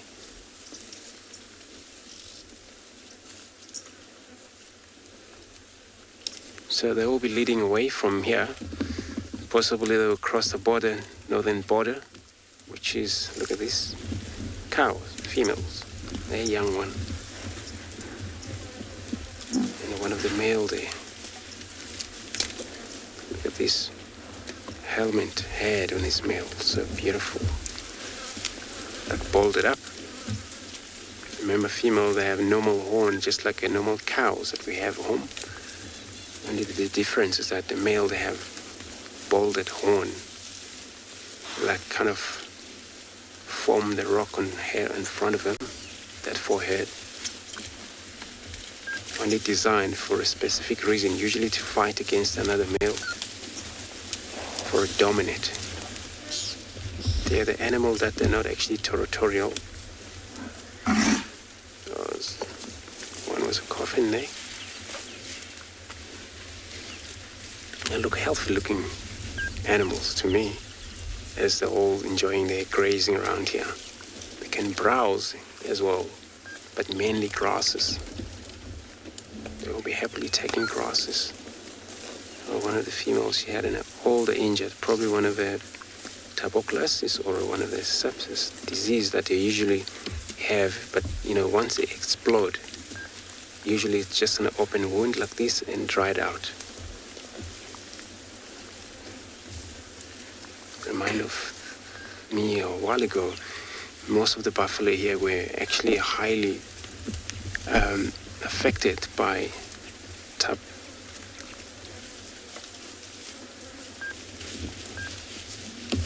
Amok, good afternoon, welcome to your show. You want to know how big is a buffalo get?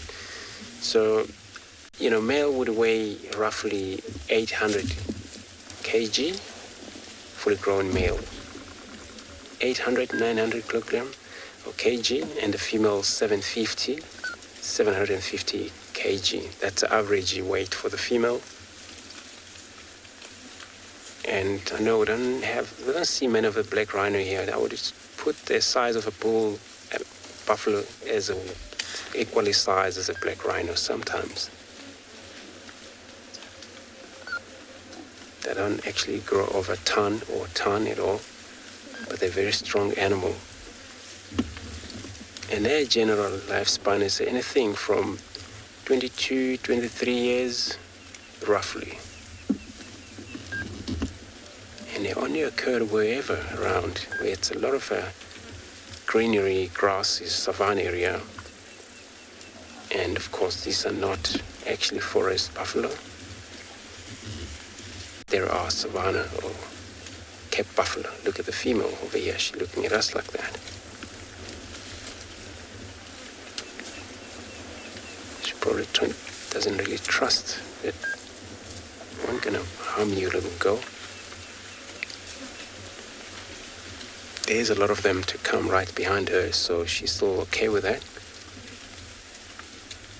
They all form group, but they're individual behavior sometimes. And I'm gonna leave them, continue on my search, hopefully for anything else. In the meantime, I will be then taking you to another live safari. Another beautiful find there. We've got some of the wild colony of meerkats. You can see how inquisitive these fellas are, unlike our more habituated ones. Just at the mouth of their barrow system there, and just gazing at us, wondering what we are and what we are about. Are we a threat? Are we not a threat? A whole lot of things going through their heads there. Very, very inquisitive of our presence.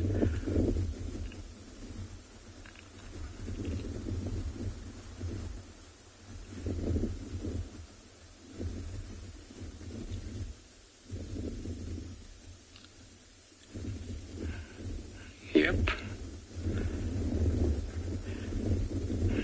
It's the safest they can be to be around the mouth of the barrow.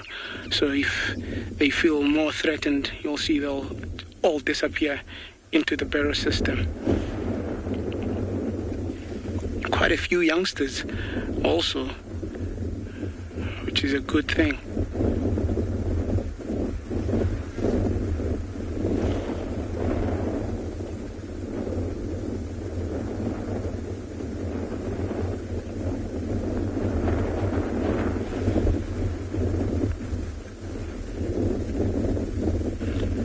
Also keep looking up as the weather also starts coming in.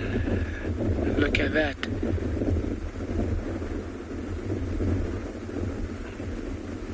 Quite a big colony. One of the bigger ones that I've seen.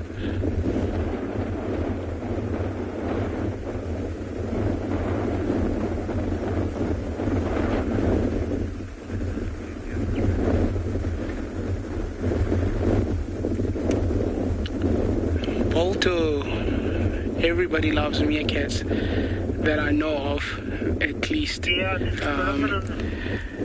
It's always a touchy topic when it comes to meerkats. Everybody has that soft spot for them. I think it's maybe because of the behavior that we've developed such a soft spot for these animals, and also their rarity, not being everywhere or not being found everywhere, is also what makes them so special to our hearts. I've at least counted about 14 of them as they ran towards the barrow there.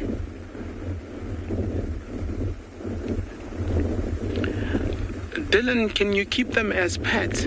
A lot of actually meerkat studies have been done by animals being kept in captivity, and that's how a lot of understanding of these animals has happened. So in that case, yes, you can keep them as pets, but remember, they are burrowing animals and very, very sociable. So keeping one won't really do you any good.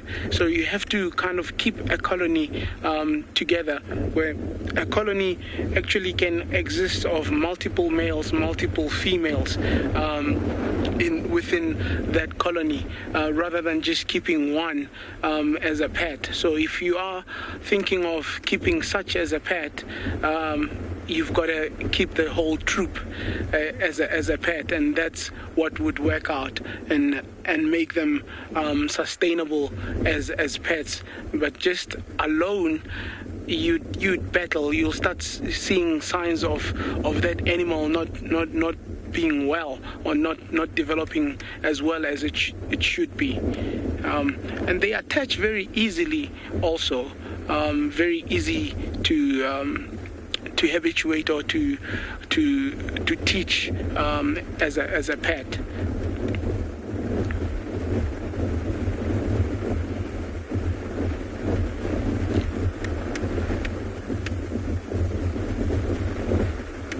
Safety all around, looking everywhere. Starting to realize that we're not a threat. More and more of them are starting to come out. See how they bob their head towards us.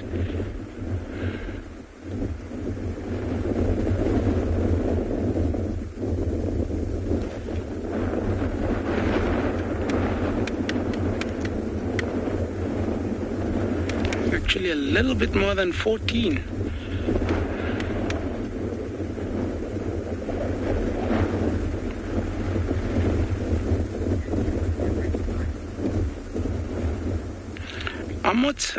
You're looking at just over, I would say, 30 centimeters standing height. If you take the tail also included, it would be slightly longer than that. I'm not sure what the tail on its own would be. I can try find out for you exactly how long the tail and the body would be for the meerkat. So all in all, I would say take it to about 50-55 centimeters, including the tail, but just the body would be about 30-40 centimeters in length. So you're looking at close to half a meter if you're looking at from tip to tip, head, including the tail.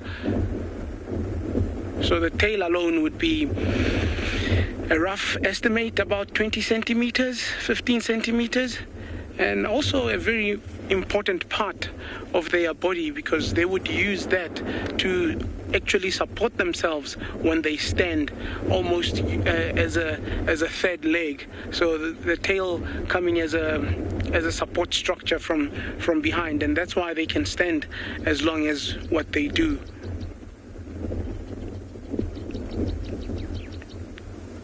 There's a bird calling in the distance, and that just got their attention. It's not a bird of prey though, it's just a simple passerine.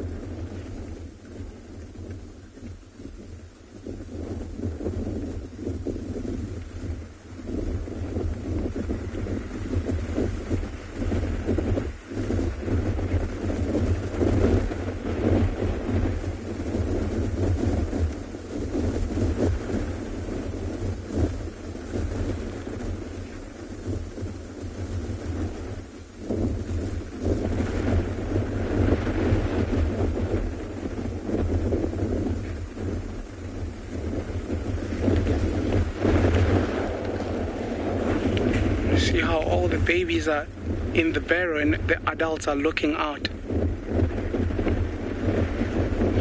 Ferry, how old can meerkats get? I would relate back to the question I answered earlier about can they be kept as pets? In captivity, there's records of up to about 12 years. But obviously in the wild, they would not make it to that length of time, just because of things like predation from birds of prey, jackals, snakes, and so on. So in the wild, life expectancy is not the longest, but yes, in captivity there are records of up to 12 years, if not more.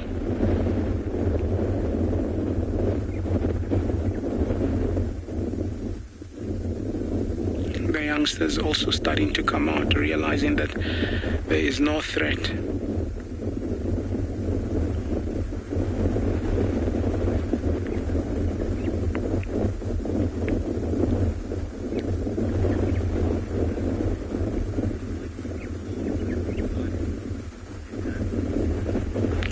There would be a few of them guarding. You'd find on the outposts of the whole colony, they would all stand and take turns to look out. It's not a role that one particular individual has to take by guarding. You also sometimes find one of them actually climbing up a tree or some point of elevation like a termite mound, if there is a termite mound close by, and just looking out while others forage, and they will take turns in doing so, just so that everybody gets a turn to forage safely.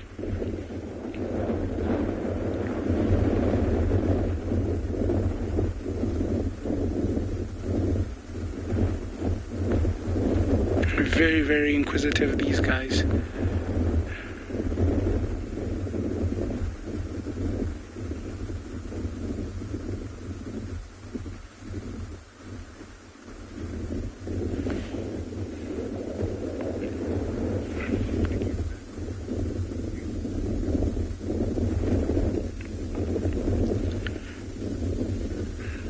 The hunt for the cheetah is still on, so I'm going to be leaving these guys and let's continue.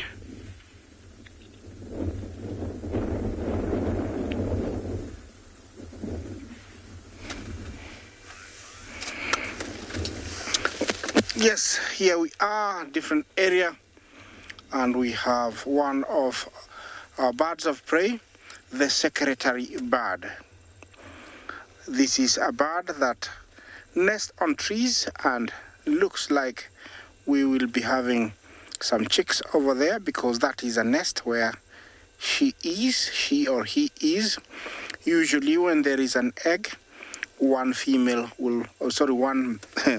adult will look after the egg as much as possible until the other one comes, and then he goes out to feed, mainly feeding on small frogs, dung beetles, spiders, even snakes.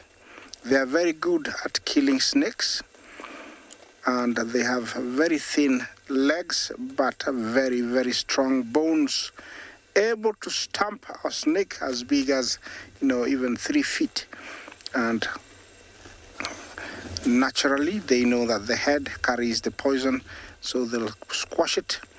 It is said that they normally cut it off. I've never seen that, but I've seen them crushing it, and then they swallow it whole. That is a tree that very few cats will climb, apart from a leopard, and I don't think it is able to get all the way to the top of that tree. And so it has been specifically selected because it is out of reach for many predators that would eat the chicks or the eggs. Yeah, the secretary bird is a bird that spends a lot of its time on the ground, only going up to the tree to sit on eggs. They pair for life, and their name derives from an Arabic word, sageta, which means hunter bird. Looks like she's interested with something back there. I don't know what it is, but many people have always said that, it's called a secretary bird because the head crest looks like Victorian time secretary's pen holder. You know how they used to look, and also looks like a secretary wearing short black pants, gray half coat, and some makeup on its face. And so it looks like a secretary, going to the office in the morning. Actually, if you see them walking, they're very regal. They're very look like somebody walking on high heels. So that's what they used to say about the secretary bird, but it's not true. It's a different meaning. Its scientific name is Sagittarius serpentarius, which means, bird eating. Snake eating. It's serpents, serpentarius. So it's known for eating snakes. And while I know on top of tree like that, it can see quite far, up to 5 kilometers easy. And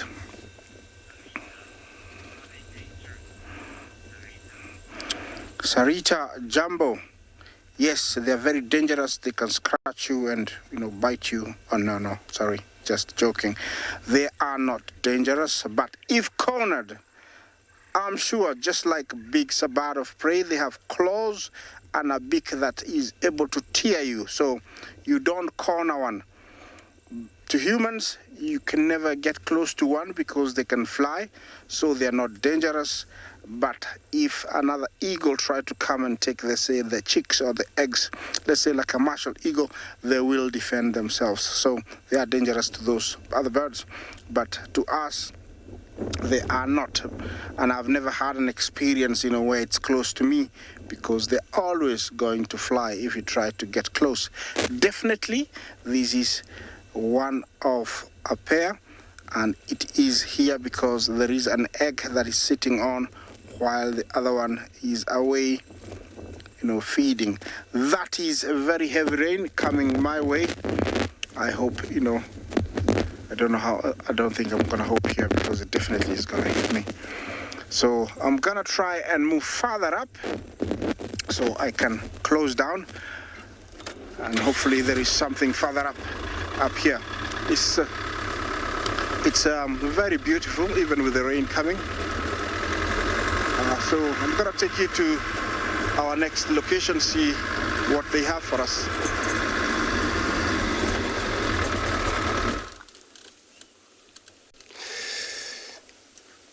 Good, thanks so much. And we thought we were gonna get out of this herd of buffalo, but we're just all over the road. We just waited for them to be able to cross this road, but it looks like they're gonna go down into one of the waterhole, which makes me think of delay on my journey to leave them. So I'm probably gonna just later arrive into that waterhole the way they're heading into, just to see how they arrive. It's gonna be beautiful, I think, when all of them just all of a sudden take place in that dam. As you can see, so many of them here. All you see, all you heard is they push one another a lot. You may hear a lot of sound.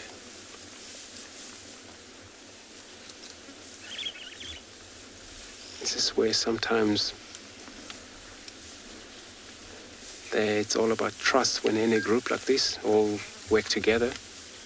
Even when asleep, they make sure these young ones remain in the middle. As a security, consists of a lot of the big males. Those are the ones that always surround the herd, making sure anything comes, they'll deal with it first. And it's much better, I might say, if I was a buffalo, to stick in a group where there's a lot of female, because there's a system where they help each other, pretty much.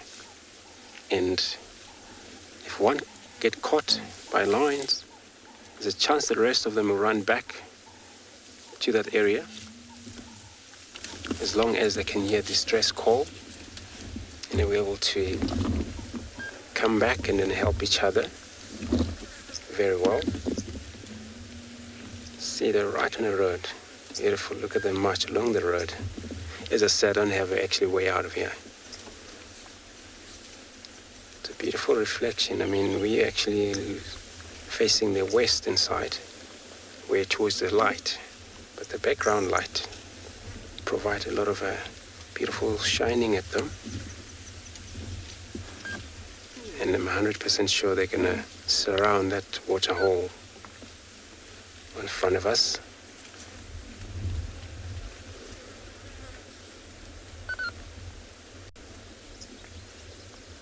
So a lot of them here, you find those are not actually healthy enough to be able to keep up with this group as they move like this. And those will be the one that they're right at the end, limping, still carrying on, keeping up with the herd over here. But they're not alone, so there's several males that they're also taking care of them at the back. So it's so cool. You know, Cape buffalo, savanna buffalo, they look after one another. Sometimes these young ones, they have to drink, else the mother move. Just sneak in from their right, behind, and then take a drink from there, milk. Sometimes there's no time for them to be able to wait. And once they delay to keep up with one another, then they'll separate. Separate is going to happen when they get frightened and one run different direction. But if it's nothing like that happen, they will reunite here and then it will form this group. They do communicate. They move like almost like cows. And even these young ones, they can sometimes make calls when they're lost. And it's amazing when the female gives birth, where they're all just going to wait for that female to give birth, and baby were able to stand wobbly up in probably 20 minutes. Half an hour, the baby were able to wobble around, follow mother, but they still need a lot of support from the rest. So that female, she won't move immediately far distances. And that's why sometimes for them to be able to move, it's not such a reaching. It's all about, you know, safety first. And then once there's a water around, they'll visit this couple of water around here. We talk about water station. It's quite a few where they're heading into. It's quite a plenty of water for them to be able to drink.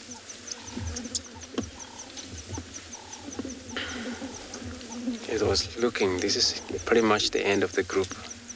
I was just looking carefully if it's any of them there who will be limping. So I'm going to move slightly forward towards that dam, and while I'm doing that, I'm going to be sending you over another live safaris. Kudu there, looking at something. Hello everybody, you're back with us on Chitwa. He's got a whole lot of kudu on the dam wall here. Not as camouflaged as you'd normally expect, standing out in the open. Now, Tingana was around the Chitwa Lodge itself the other day. He was actually sort of in the lodge, I believe. So, he's looking straight at something. We're trying to figure out what.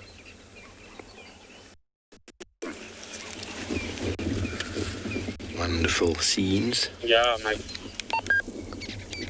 Out here. Mike. Nice fresh breeze blowing across the water. We obviously lost some comms for a moment when we were with Tandy at the end of the show there. And we moved out of the area to make space for the other Djuma vehicles, but we would like to go back to the Lions later, but it seems like Torchwood is quite a busy place this afternoon on Kuhumas and Tandy, so it's possible we might not be able to get on there, but that's okay. We'll work around Chitwa for a little while, see what wonders we can find.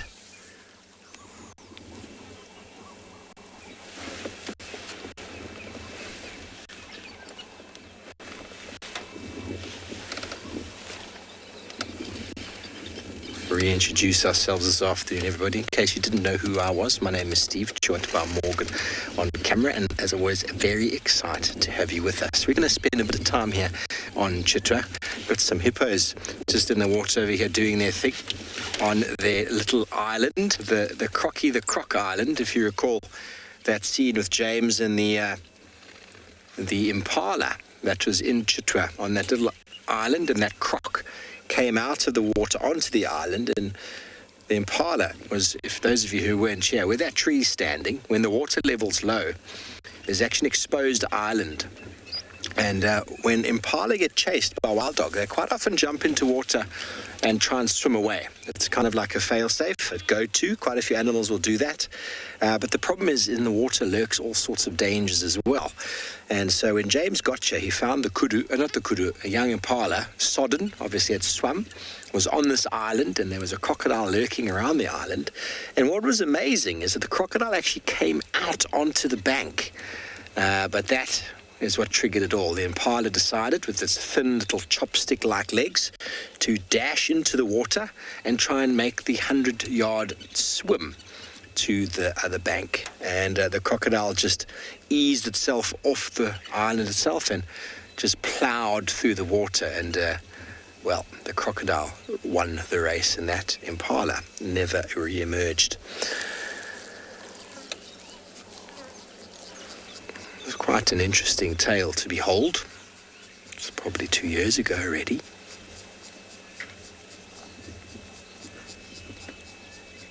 These hippos probably don't even remember. One of the hippos was in the area very close by and actually went to investigate and started diving towards where the crocodile had gone in with the impala, but we never saw the crocodile or the impala again. You saw some pictures I posted last night on Instagram. Very, very big teeth on these hippos. Very powerful. Got some images of the hippo in Treehouse Dam with his sticks stuck in his mouth. It's quite entertaining, in fact, to watch the behavior.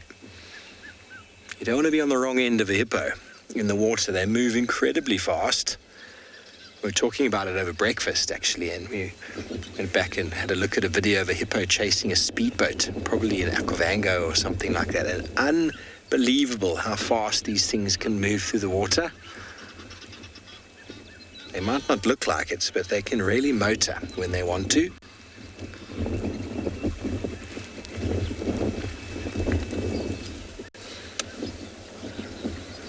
Distant sounds of the red-chested cuckoo.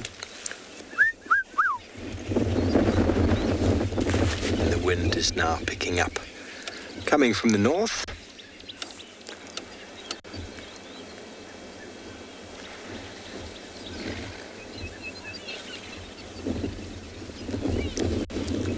Okay, well, we're going to scan the banks of the water here a moment longer, and then we might move off.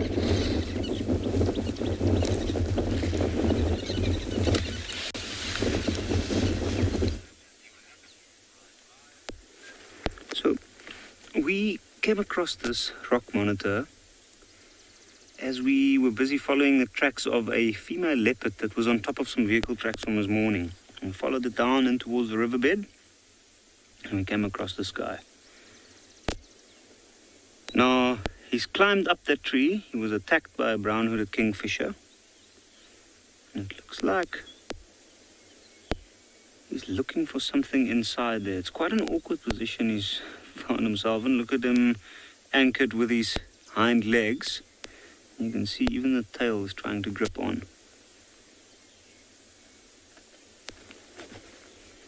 A rock monitor like this is an excellent tree climber. This one is actually quite relaxed. Normally they're very, very nervous and they tend to run away at the first sight or sound of a vehicle. I'm not sure exactly why or what he is looking for, or she is looking for in that hole. It might also be just a spot to rest. But if it's rest, it's after, then it's certainly chosen a very odd position to do so.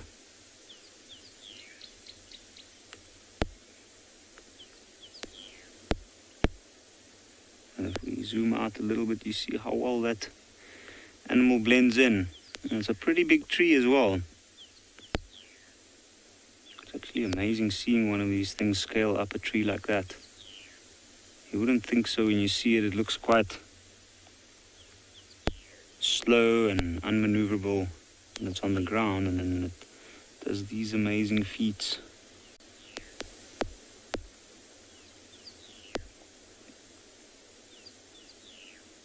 Now, an old tree trunk like this, when it gets hollowed out in a section like that where it looks like maybe long ago a big branch broke off. You often find that there's smaller reptiles, even birds' nests,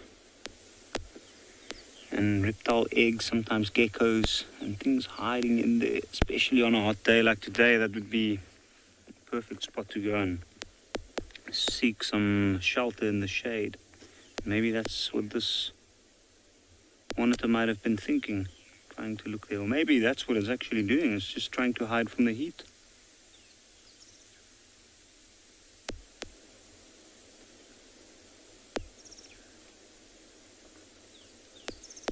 And it was very interesting to see the brown-hooded kingfisher.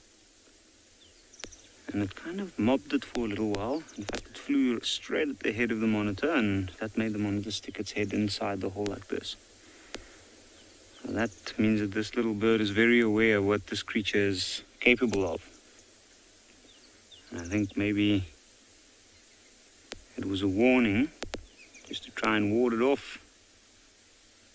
And by doing so, also try and protect a possible nest that might be nearby.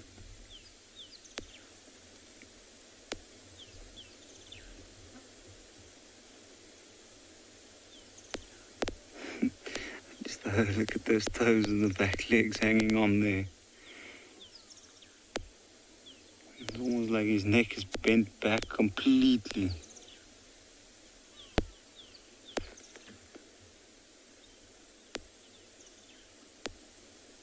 Look very carefully. You can see the eye blink every now and again. You can see it breathing.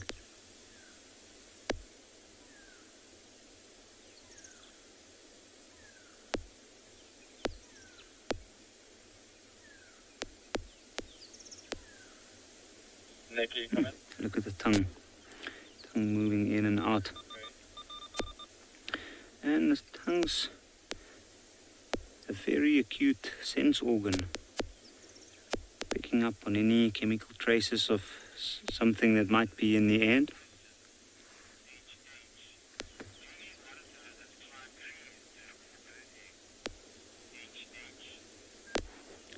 HH, they certainly do. They will look for a nest of a bird that's unprotected high up a tree or in a hole like this, and if they find any eggs, they'll eat it for sure. They are very adaptable. Oof, just look at that. How amazing is that? See it balancing itself out with the tail. And let's see what it does. Let's see if it goes up higher onto the tree. It might have also been that that was maybe just a very odd position and took quite a lot of effort from this monitor's side to get into that hole, and actually it's going to make sure to check out the whole tree.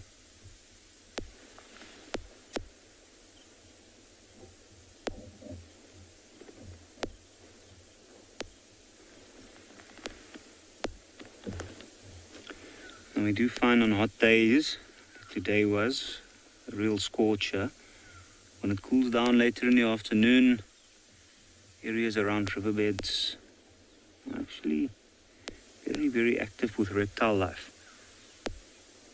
I'm sure this monitor was laying basking earlier, and when it got too hot, decided to move to the shade of the riverbed. And that's why we can see it's got quite a bit of energy at the moment. Ooh, I don't know what happened there, but it looks like something pestered them.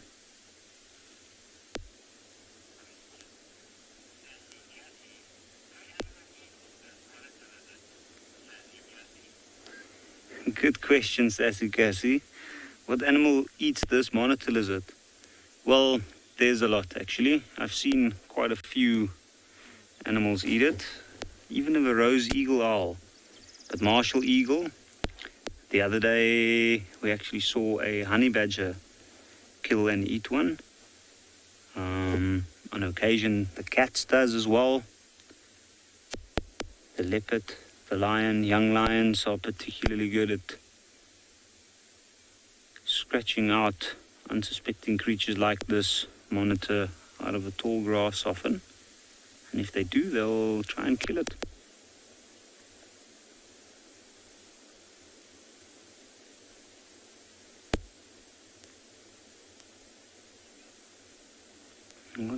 unbelievable area this is. Very small, dry riverbed running into the Timavati. Minamu, do lizards spit acid? This rock monitor certainly doesn't. Personally, at this point, I am not aware of any animals or any lizards that do actually spit acid. I do know that there are lizards that does have venom glands that run along the jawline, like the Komodo dragons, and their bite can be venomous, and they also carry a lot of bacteria. And then I've also read about some reptiles, like large lizards, regurgitating their food to ward off predators. But spitting acid, I guess acid in that sense, maybe some stomach acids, but this monitor definitely doesn't.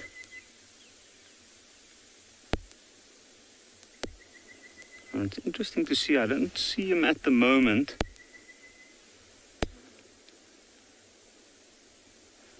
There was a little bird there, and it looks like the bird was going up and down, so maybe the monitor is still around. And maybe that bird was pestering it, trying to ward it off. But at this point, it could be going down any side of the tree, and if it does, and it goes to the back, away from our side, and disappears into the grass, then there's no way we'll be able to follow this monitor.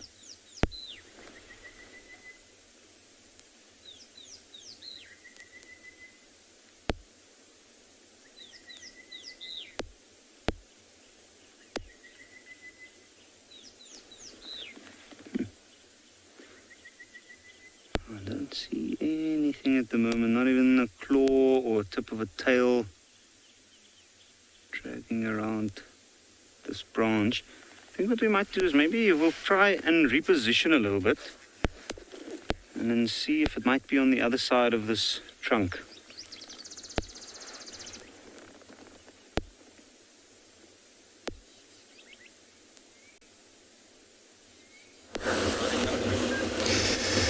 Beautiful. So we decided, so sorry about that, we couldn't actually get to those buffalo there. They were very much lower down and there was no feed for us. So I'm going to continue, search around.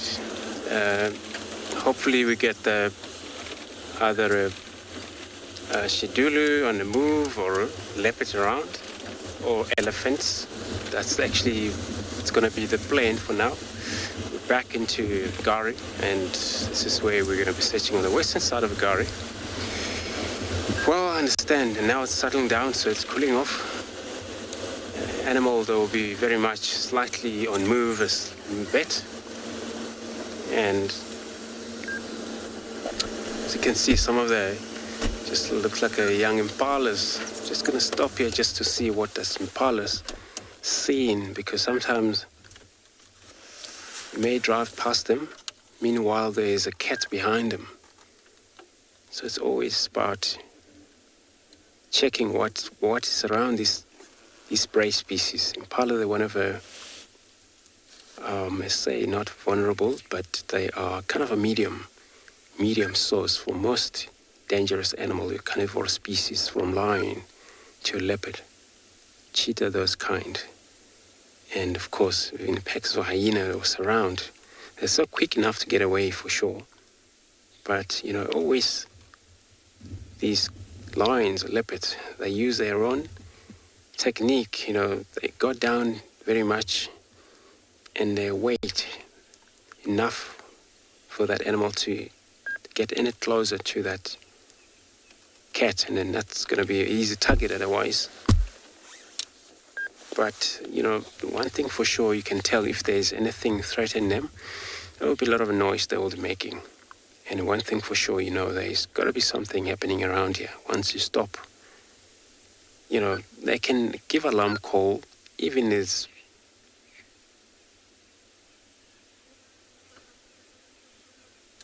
kids. Good afternoon. You want to know what is an average lifespan for impala? So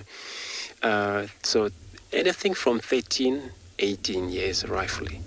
But yeah, they don't get up to 20 really, more especially in the wild, where they are, since we were talking about the medium source prey species, where most of the other carnivore looking at them as a quick meal, medium source.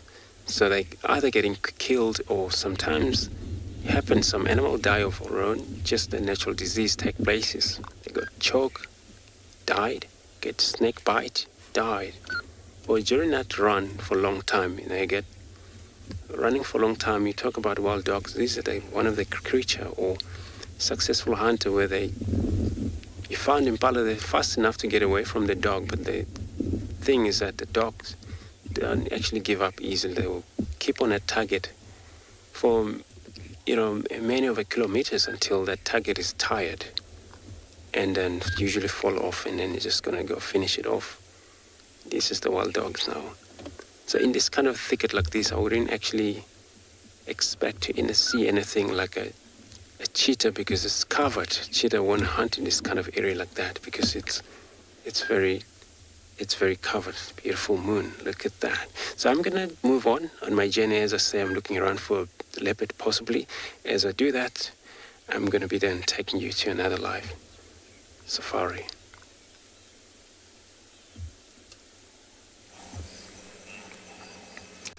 Welcome back to Chitwa, and welcome to the beginnings of a new moon, or should I say a full moon. It's the 28th of October today. The next full moon is on the 31st, would be called the Hunter's Moon, and actually a blue moon, everybody, because it is the second full moon of the month. We already had one on the 1st of October. That is what constitutes a blue moon. If you've heard the saying, once in a blue moon, means when there's 2 full moons in a month. And it will be on Halloween of all times.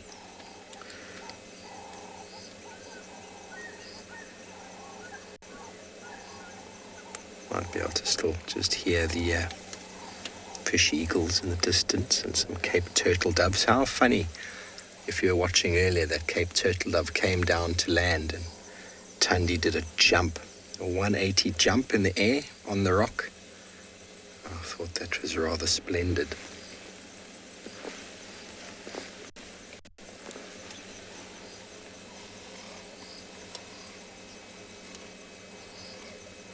So they call it a hunter's moon because this time of year, both humans and animals alike should be stocking up on food in preparation for a long winter ahead. Obviously, that's for the northern hemisphere.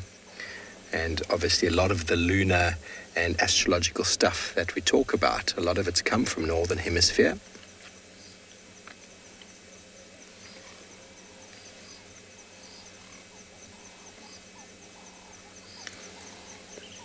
As mentioned before, blue moon because of 2 in 1 month. It won't actually be blue. I always thought that as a youngster. I heard there's a blue moon. I saw my first blue moon. I was very disappointed, and then I found out it's just the second full moon in a month.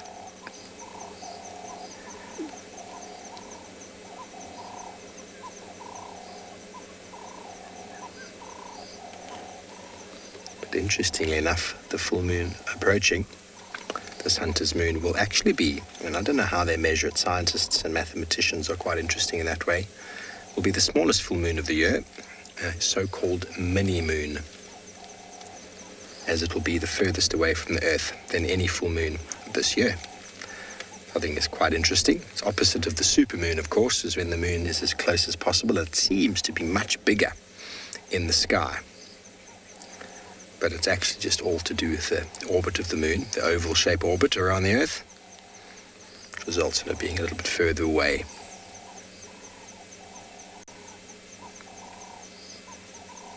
Also known as the perigee and the apogee. Nice things we learned back in level 1.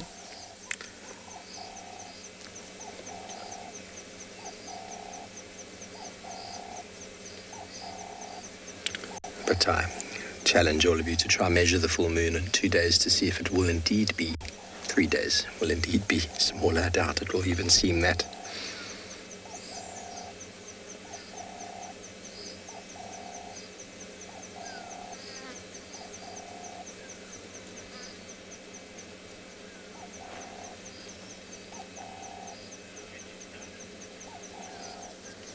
Okay, we're going to spend another moment and maybe we'll get Morgan to howl at the moon.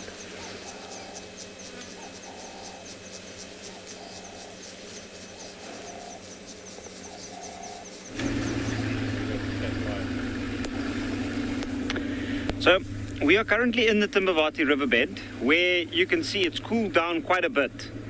The shade has pretty much covered almost the whole riverbed at this point, and this is the time of the day which I think is probably the best when you're looking for leopard.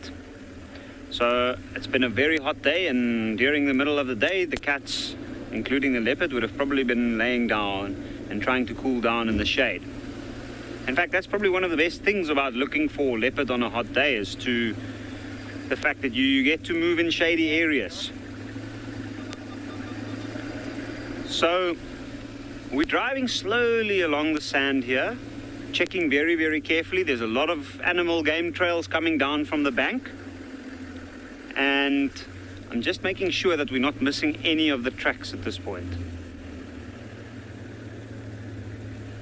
How beautiful is that tree? And you can see everywhere the banks.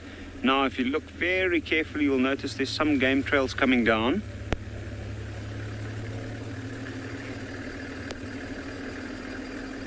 Now, not far from where we are, just up on the road off to my left, this morning one of the other guides had a look for leopard in this area. And they didn't actually manage to find one, but they had tracks here. And where he drove, we found some female leopard tracks right on top of his tracks, and she was moving from out of a dry riverbed that runs into the Timbavati. Now, the roads in this area have got very, very rocky soil, and it's extremely difficult to actually be able to see the physical paw print of the animal.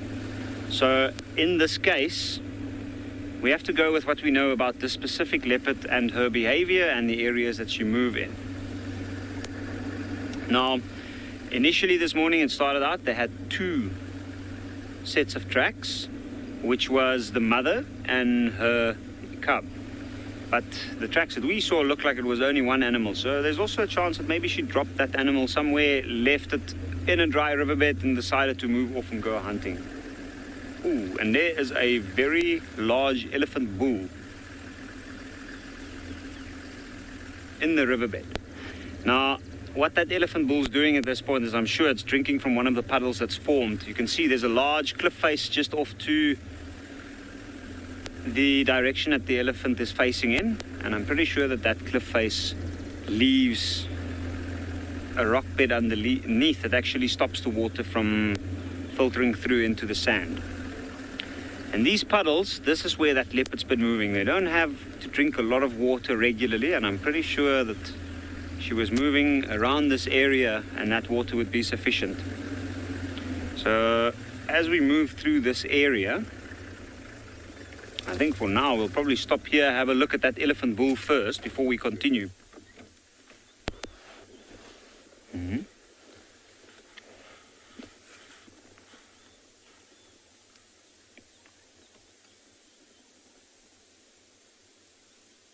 And this is quite interesting. The elephant bull we had earlier on, initially I thought when I had a look, I saw the secretions from the temporal glands, and that bull didn't look like it was in must. But once it came closer, I noticed that it definitely did have a dribble from the penile sheath. And he was most definitely in must. Where this bull, this one is quite far off, and at this point I can't really say. It doesn't look like he's in must. You can see he's basically just feeding off the grass that's growing in the riverbed.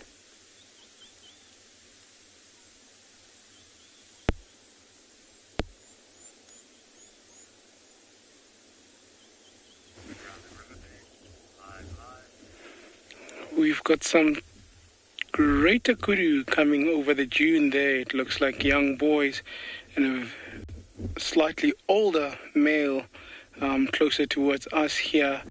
But a very interesting thing, if you look at our kudu here, the greater kudu, concentrating on the horns there, Dave, if I can ask you to go a little bit closer. There we go. you'll see how these horns actually spiral and twist and make almost like a cylindrical hole amongst them. But also a very interesting thing with the kudu that you do find in the Kalahari here, the horns tend to go wide and they spread wide, and there's been a lot of debate about as to why would these kudu have such wide angle. And part of the notion of why such a wide spread in these horns is very simple. If you look at the landscape of the Kalahari, it's quite open, not a lot of tall trees, and you'd find with the denser areas, these kudus would actually have a slighter, narrower spread of the horns, and obviously that comes to tell us that with denser areas, then the kudu kind of adapts so that the horns are not too widely spread.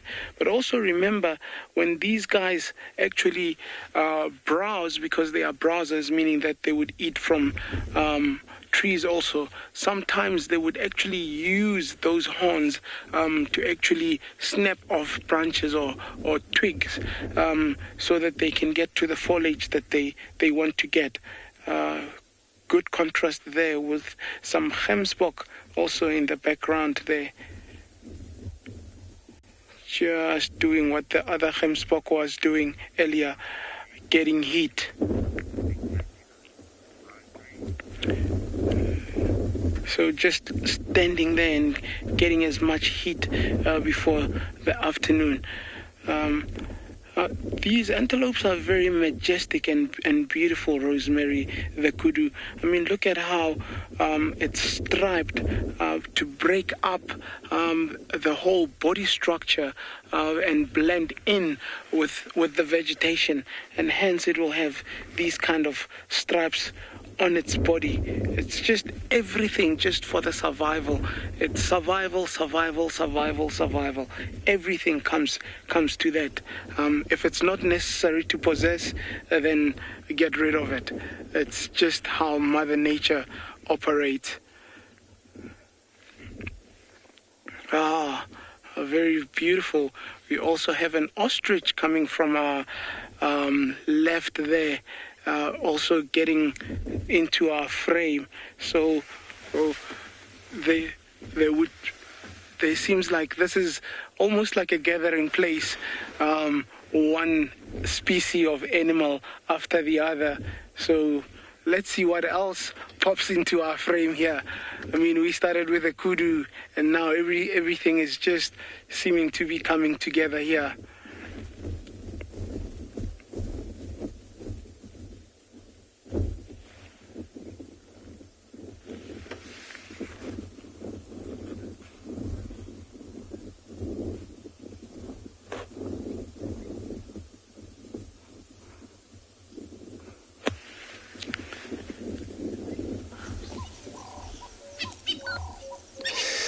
Beautiful, what a luck, privilege to meet this beautiful, looks like a Tingana thing to me. Just gonna walk right close to our vehicle here.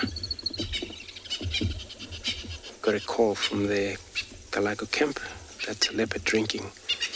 And as we got in here, he's actually down, but he's gonna move now west.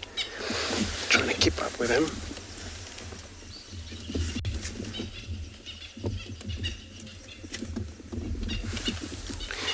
Still got a visual, but he's just right behind our vehicle, so I'm gonna give him a bit of a time.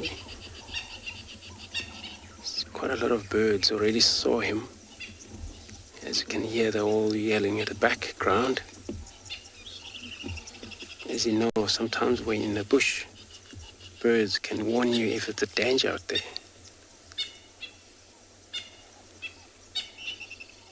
Just now listening. He looks hungry to me for sure. Which is even an opportunity around here for him to get would be a bush bark or a ngala or any chance of impalas running around here.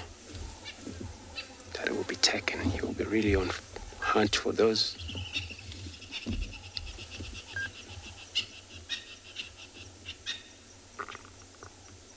Beautiful tails curl up. See the tip white end of it.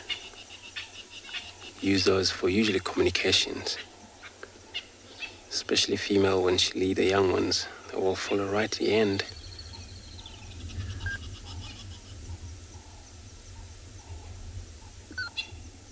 So everyone let me, sorry about it, I'm gonna just try and reposition while we do this.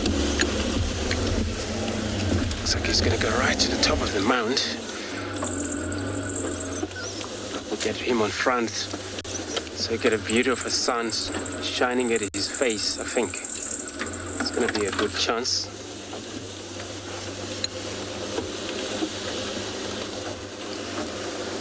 I'm sure he's right on top of that mound.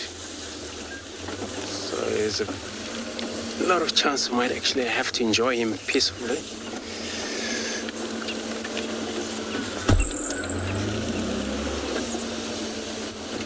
Mound give a lot of them cats a chance to see far enough, because this is what they always need, you know. They need to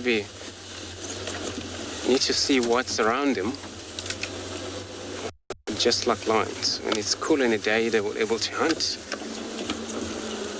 and when it's cloudy, same thing, they would hunt. Sure. I'm trying to do a big loop here because it's all logs. I don't want to block his view. So big loop, so we got him on front.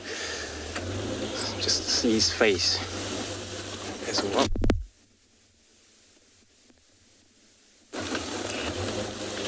Sure.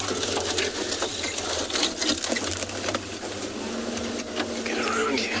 It's gonna be nice. It's gonna be nice, beautiful reflection there as we got in there. I'm gonna reposition, but while I'm doing this, let me take you to another live safari.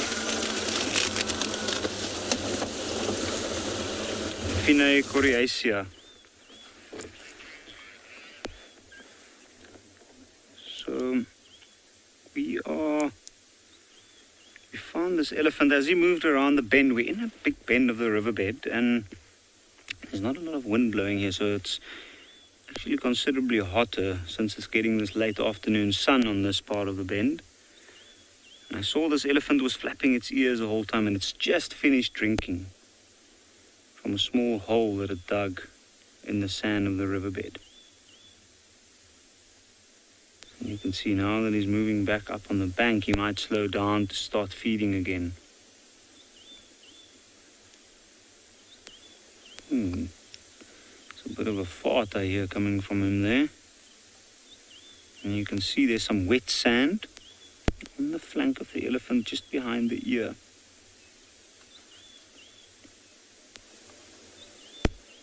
And it's still flapping at ears because of the heat. And this is a pretty amazing spot within the riverbed here. There's quite a lot of life around, not in terms of large animals, but there's a bit of water off to the side behind that elephant. You can see that wall of green tall trees.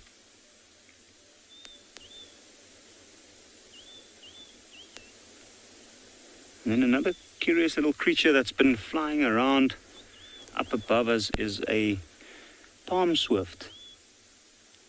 And in this particular section of the riverbed, we actually happen to have one of the tallest palms, if not the tallest palm on Ngala.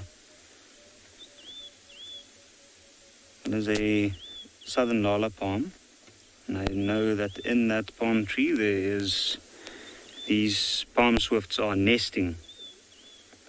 So if you want to see a palm swift, this is usually a good spot for us to come to. And usually it's very odd to see such a tall one here on Ngala. It must have been one the elephants have missed over the years, because most of these ones get cropped down. There's many of them growing within the riverbed because this is not a constantly flowing river. And to have one as big as that in this area is quite unique.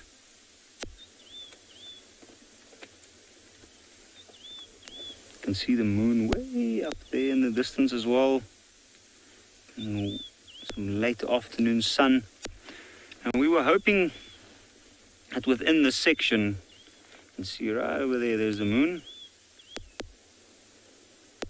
What a beautiful view of it.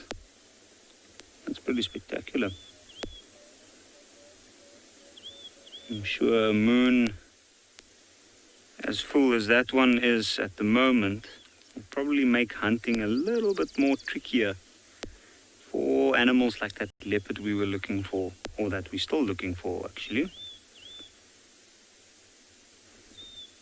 I'm really hoping that in this particular section we might find some tracks at least, or some signs, because this is where we had the tracks earlier up on the road running along the bank of the river.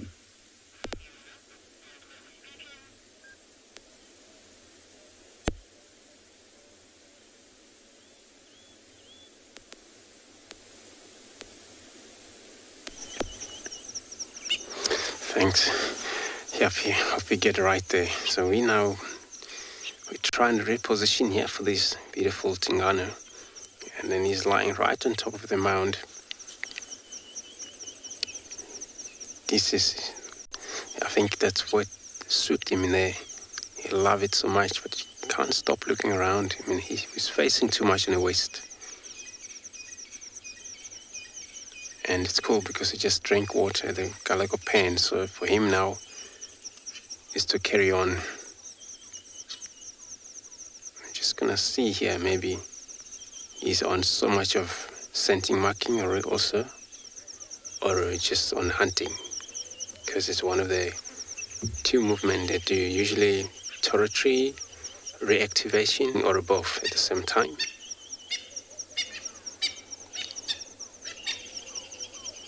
But if it's one of those territory scent marking or reactivating some of the scent over here, you're probably gonna contact for us.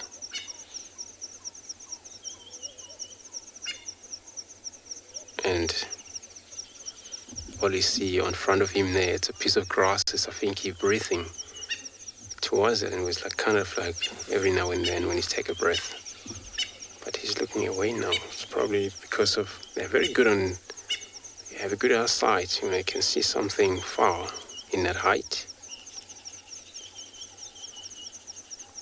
And a big male leopard like this, it's easy for him. You could kill him, kudu. But he won't host it up in a tree, but he can able to bring it down, feed from the ground. Warthog's gonna be hunted as well as even a foal, zebra foal. That size of a male will take it down. Size of a young wildebeest will be also be killed. So he had a lot of chance to actually get on. But not only that, they don't have to focus on this big game. If it's nothing, then they still rely on something small like a dwarf mongoose, and birds as well. These spare fowls around here, guinea fowls as well, any type of birds a leopard can take. When you do that, it's amazing jump to trying to catch those up in his halfway off the ground.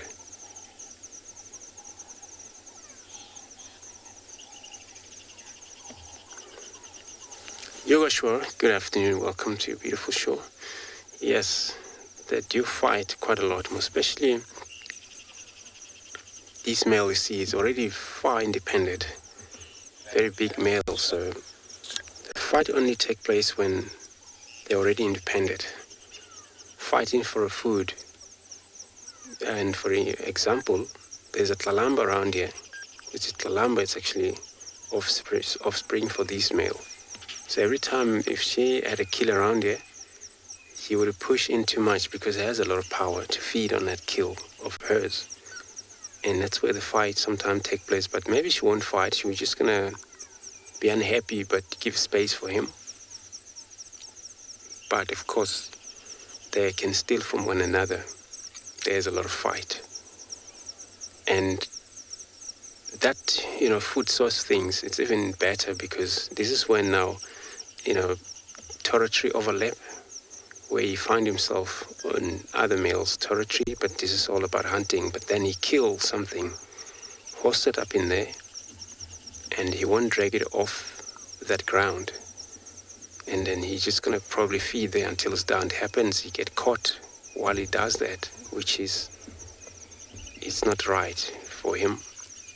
And then it's going to be growl taking place, depending now who is strong in there. As he started the trouble getting onto somebody's ground, you're probably just going to growl, stay far apart, but the growl is going to continue probably for a long time until someone move off. And yeah, they do fight for meat for sure. Even those are not related, they do fight for meat. Leopard, they don't really share, they kill, especially only when the female have a babies which they're still under age, still support them in terms of hunting for them. That, then she can hunt for them and able to feed them. But you see, every time they in the position of a kill, if there are two cubs, twin we're talking about, and there's a feeding order where they will take turns between these cubs. So eventually, once all of them have taken turns, mother will go. So this is what learn from that young age. And then from there, since it works better that way, they're not actually form group, they don't really form group like the lions, which is so proud lying down there. So they are very solitary animals, where you found even when she leave these cubs go hunt from one another, these cubs are also sometimes separate or lost from one another. One move far away and go drink, not to come back at the very same hour. Mother returned back to the area where she left them. She only maybe find one. And then she would contact for sure, just to make sure everything's okay. If that one doesn't actually respond to a call or maybe are still out of reach, then she'll probably take that one single cub back to the kill. And then later on, she will come back, look for the other one, or delay to go back there until she found out what happened to the other one. And they do that just because of they are solitary. So they grew up with this kind of situation where they won't get used to be together as a group. For sure, when you see a fully grown male, though, more than one, it's all about mating. Male checking status on female. Or then two females trying to push one another off ground, or somebody's ground. Or male fight over a territory where they just, now the competition challenge take place where somebody has to show the strength, the weakest must get out. This is where you see two of them sometimes. But this is a usual way of viewing the leopard, especially big male like this, on his own.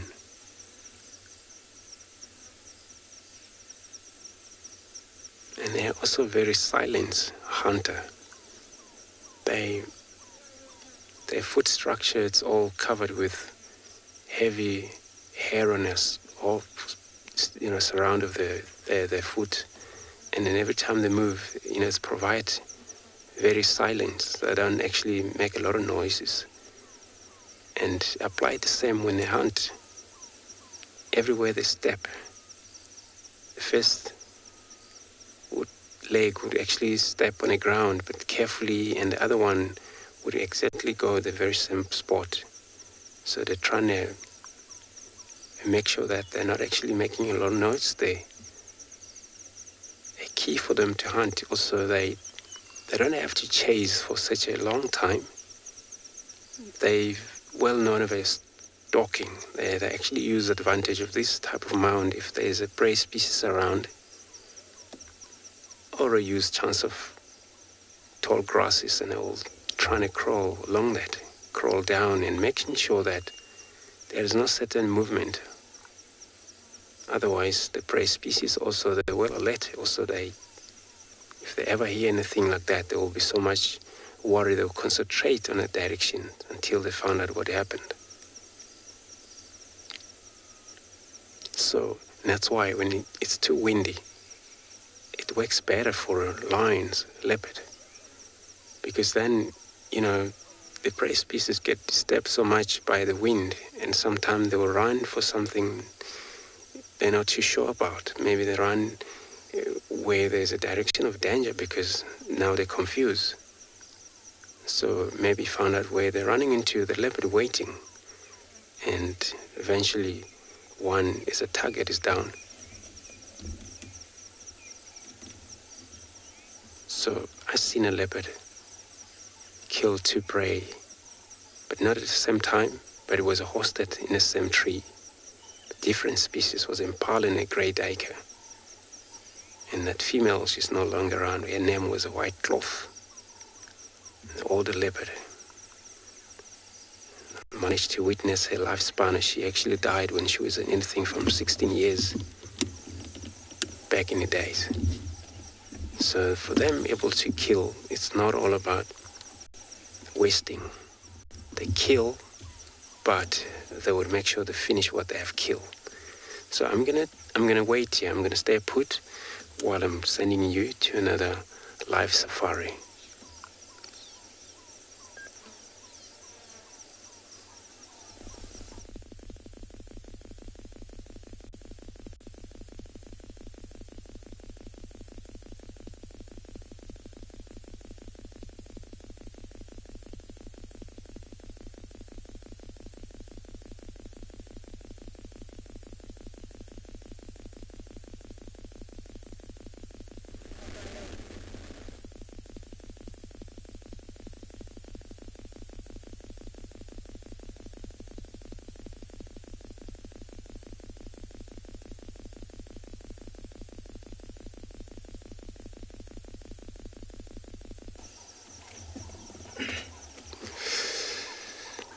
Sorry about that. I'm still in this position of this beautiful leopard, but it's just now closing his eyes. But, their ears, their hearing, it's active, even they do that. They still hear well. Anything will surprise them. You will see that leopard will raise his head. If they notice whatever it is close by, and they were probably going to jump and take a look around. That's going to be a serious threat then.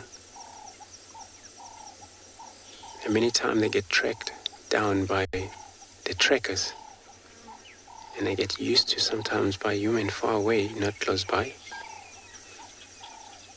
I'm going to stay put here again while I'm sending you to another safari live.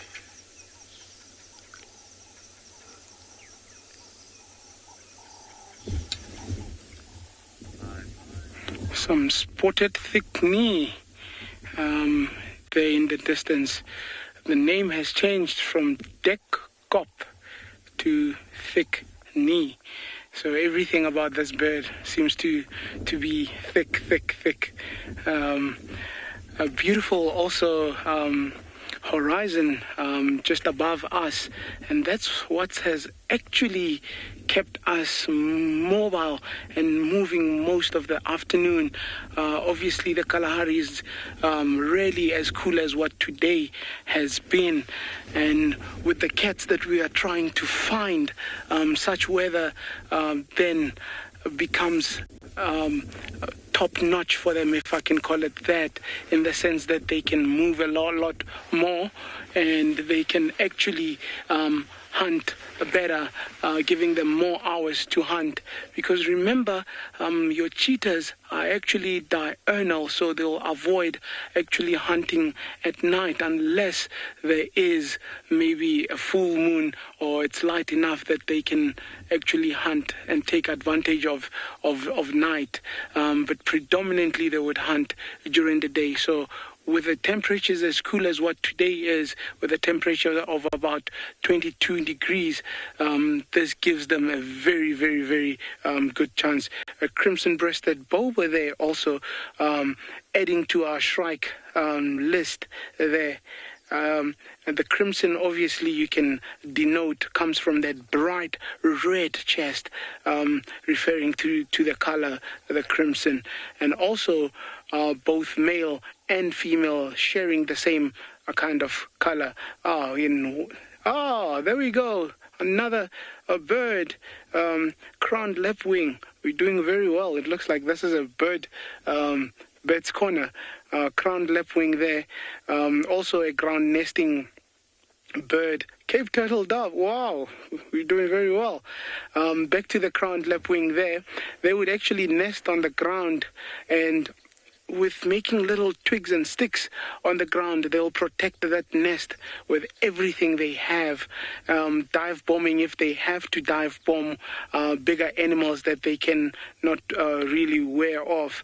And if it's a predator of some sort like a jackal, you'll find sometimes they would actually display a broken wing and pretend as if they injured just to lure the jackal closer to them. As the jackal gets closer and closer, you'd see they'll just wait for the very, very last moment and actually take off. And these are just survival strategies of these birds and making it out here in the bush. But also very interesting, look at how the head is formed, making that crown, and also how the name got to be. But also think about, why would the head be like that? If you're looking at from behind or looking from the front, it looks the same, especially when there's distance involved. And that's what the advantage of that crown is with this bird. A very interesting bird indeed. Long red legs there, obviously using them for exactly what he's doing now, soaring around and walking around there, finding food.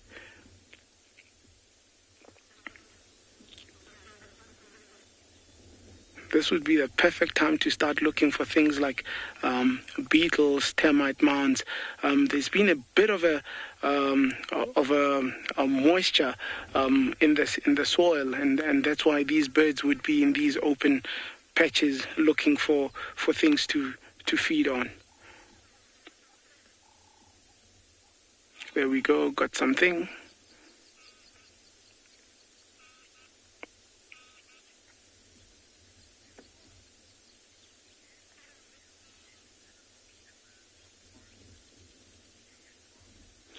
Yogashua, do forest animals differ in behavior to desert animals? In the sense of survival, yes, different adaptations for different habitats. That would be the difference, but in the principle of adaptations, it would be one thing. I don't know if that makes sense. I'll repeat it. In the principle of adaptations, both would each have their own adaptations, but the adaptations themselves would differ in the sense that the desert or the arid areas would be very warm, very open, and very dry, whereas your forest, in most cases, you've got your canopy almost at all times, very thick, very lush, and very humid also. So both species from those different terrains would have to look at that. I mean, this is how barren and open the Kalahari can be, where in the forest you will never almost find a space as open and as exposed as this. Just those two elements coming together. I mean, look at the sun. Probably now one of the fewer times where we've actually seen the sun today here in the desert. Very, very beautiful. Look at that golden color.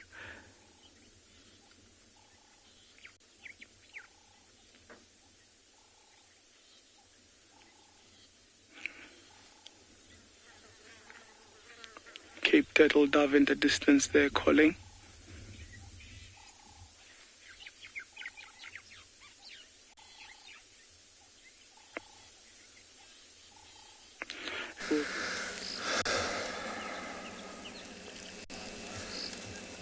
Welcome back, everybody. The lions are on the hunt. There's a zebra. If you're not ready for this sort of thing, look away. Don't watch if you don't like these sort of things. Lions are not always successful. But we found them north of where we left them this morning. So, disclaimer for sensitive viewers. The lions are going out in style, left and right. The zebra seemingly does not know. It's on its own.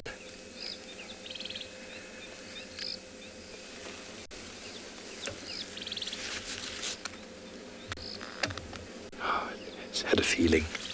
It's had a feeling and it's moved off.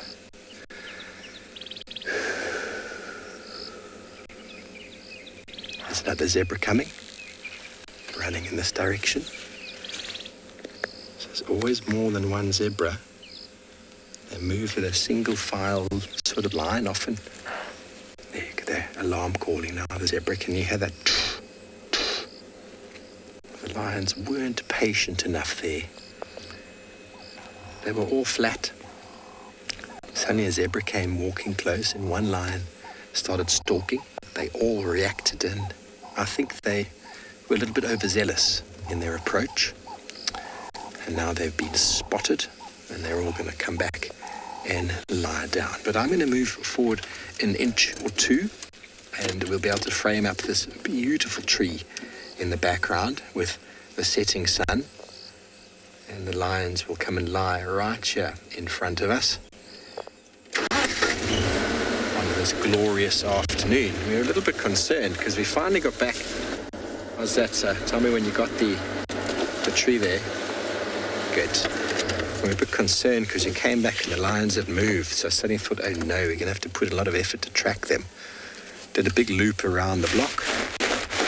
And, well, we came back again and we just went in a bit further north from where they were. They'd moved a little bit further.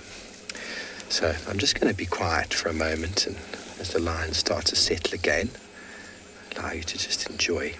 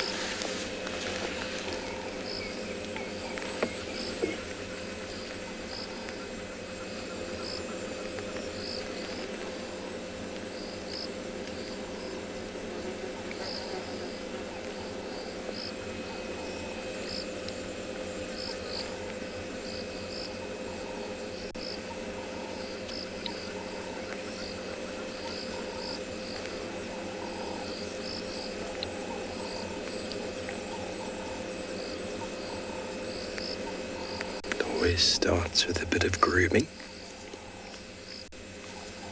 a toilet break, followed by some yawning and some stretches before the lionesses get up and start moving. Now, will they take us back to the cubs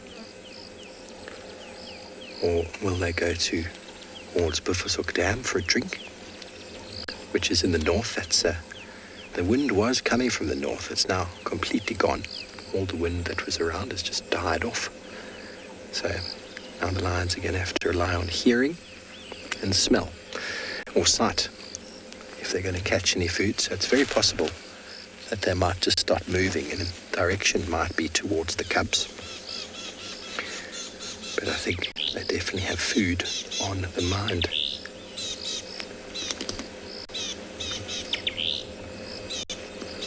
The Djuma Pride, for those of you who were not aware.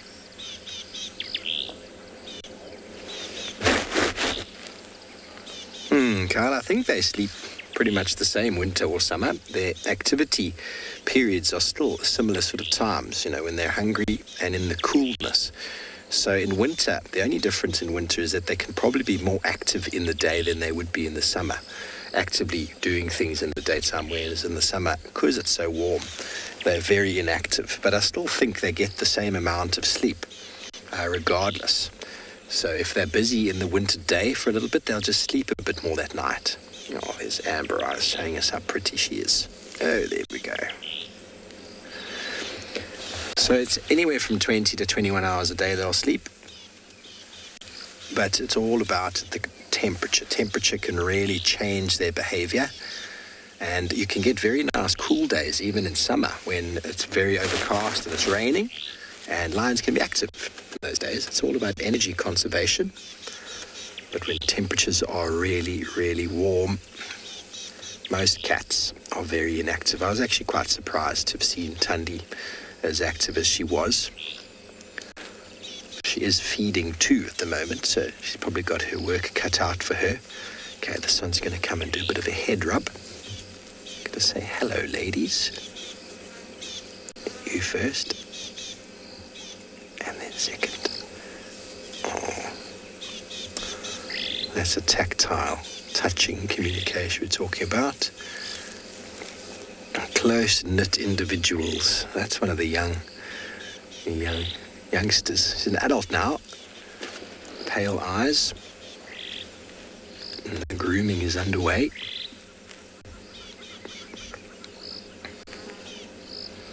Getting themselves ready to go out on the town this Wednesday evening. Bless you.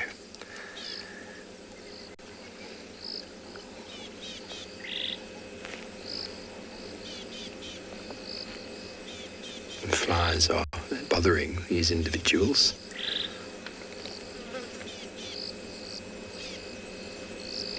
Look at those teeth, everybody.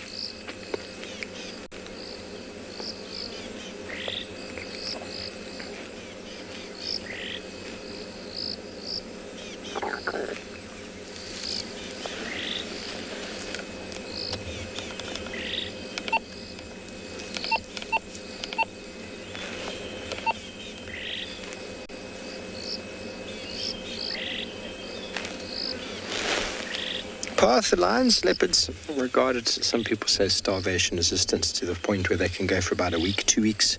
2 weeks before they really start to get affected. And then anyway, after 2 weeks, it really starts to affect them negatively. So they will hunt regularly, but they can go for periods without food. And it does happen sometimes, but they do eat a lot more than we think. You don't often find them on... The only time you really find them on a kill is when it's big and substantial. There's lots of smaller animals that get eaten along the way. So because they can go for a period of time without eating doesn't mean that they choose to. The hungrier they get, the more effort they will put in. And when there's lots of food around, they're not as hungry and they don't put as much effort in. And so you might find them, you see the claw sticking out over here, Morgan, this one on the left. You can see that the pressure on the dew claw, not dew claw, but one of the toenails, has got it pushed out there. Look at that claw, everybody. Oh, look at them. Protractile, so when the muscles and ligaments flex, they come out for grabbing. Now, one of them actually lurched onto a giraffe this morning.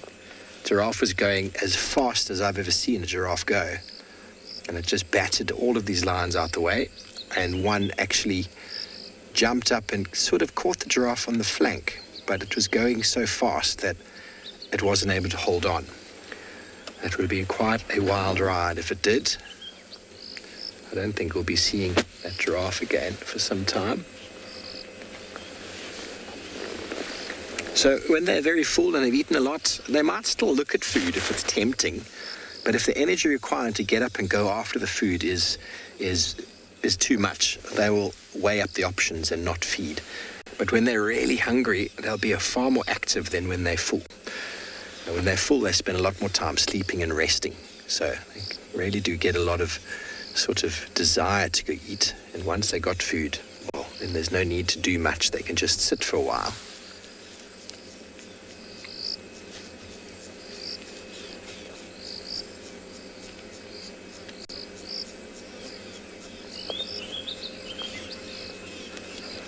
Okay, well, we're going to spend time with these nkuhumas and see if they get up and do anything exciting.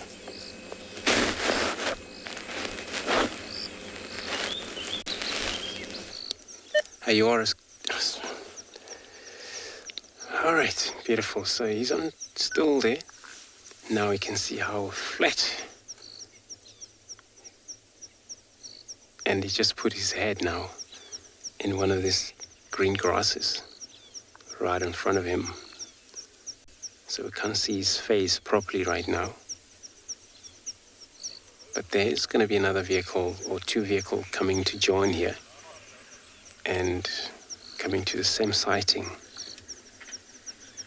It hasn't been much of a leopard happening in terms of the sighting this afternoon. So everyone, look at his eyes right there. It's one of the eyes opened and now it's closed again.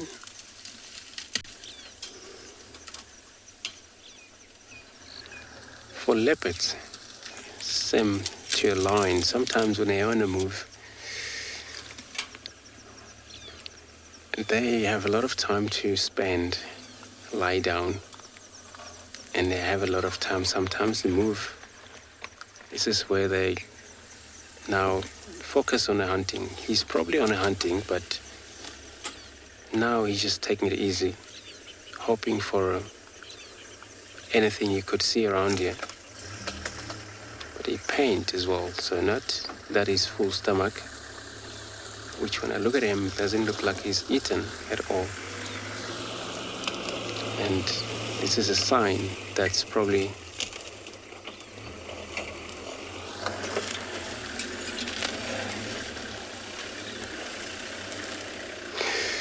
John Wills Motoring, good evening to your shore, live shore. So, I mean, leopards is my favorite, and for sure, I don't have a problem with leopards. Cats usually, leopards are so cool. But I'm kind of like picky sometimes. I put sometimes impalas if I have to put my really favorite animal. Leopards are so cool, the way they do. And I just like the way they are. They don't really share especially when they have a kill. We were talking about that. I don't really like to share. And I don't really like that. In terms of cooperate, it's not happening on them. So that sometimes can worry us because they are hunt individual. They hunt alone. This hunting, when it fails, or sometimes happened, that leopard is limping or cannot able to move, then nobody can hunt for him or her. It's the only thing that worries me, but otherwise, I just like that there's no kind of a sharing in terms of your food. And that I think it's great, and I wouldn't like to share, especially with somebody that I don't know is up again. So that's what's part of me understanding about the leopard. Look at his eyes. So sorry, we just joined by another vehicle here. Family.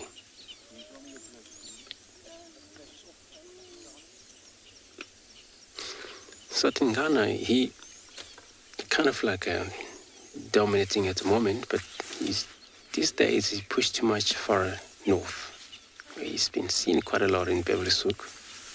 But there's another males up there in Hlangula.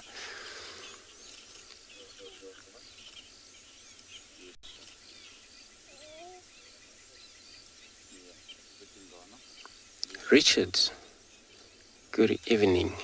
Welcome to your beautiful live show. Yes, there's other male around in this area. So Tingane, as we're looking at this beautiful male leopard right now, there is on a far west of here, there's a hukumuri, which he also sometimes find himself far in this middle of or half of Djuma we're at right now. And there is a male of his name called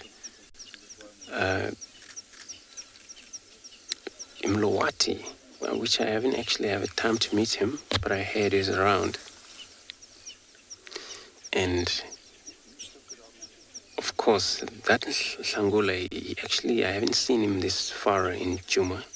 So, but these three, Mlowati and this Tingana and Hukumuri, they're more likely to share, boundary, or he might actually been in the challenge of where now he's trying to be pushed off somehow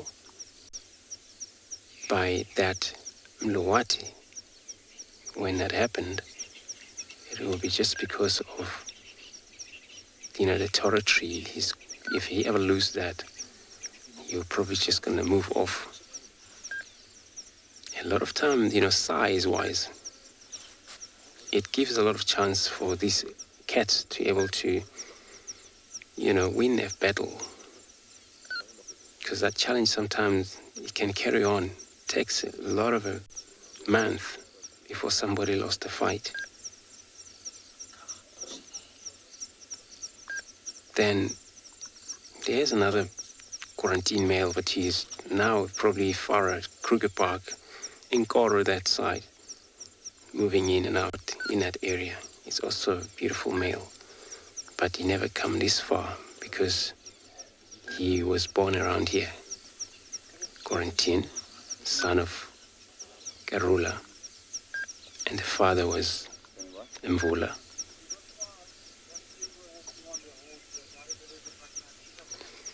So I'm going to take another time here. I know there's a lot of cars coming here. If it happened, I don't stay here. It's just because of that. I have to make space for the others.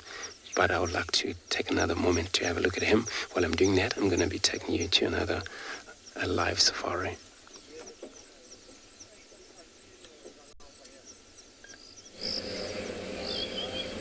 Oh, thanks, Andrew. We are still with the Pride, the 7 lionesses of the Djuma Pride. There's been a little bit more grooming going on, and I feel as if there's imminent movement from a couple of them, but we shall see.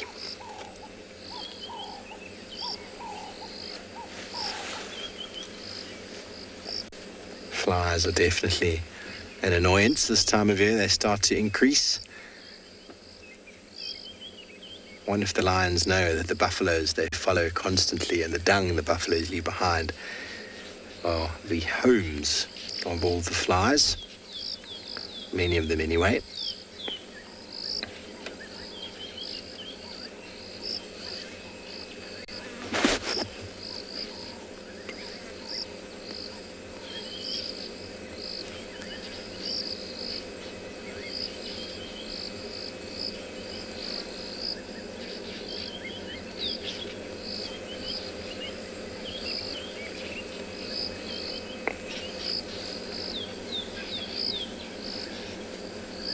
Yeah, you want to know if lionesses get menopause. Now, I think there's definitely a breeding age that they will stop breeding at, but I've not come across it. I mean, Purple Eye, she had cubs last year, and she's one of the oldest lionesses in the Pride.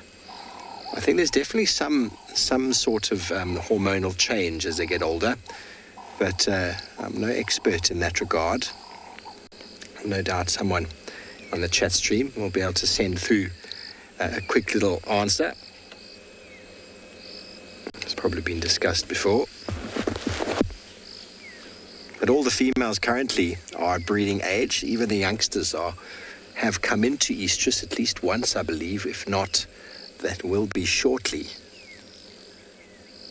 Definitely saw one of the evoker males getting a little bit angry with a female yesterday, or with each other yesterday, over the proximity to one of the females, but yet they're not with them today. I wonder why that is.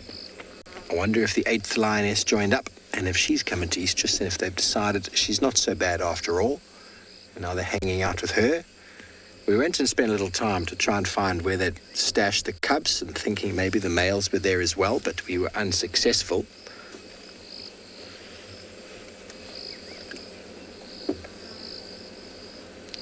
To have the nose of a lion, be able to track them by putting my nose in the ground.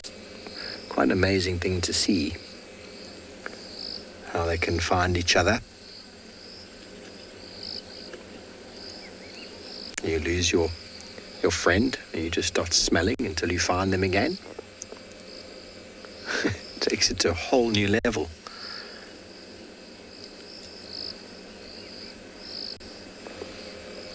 I wonder if once upon a time we had a sense of smell so acute.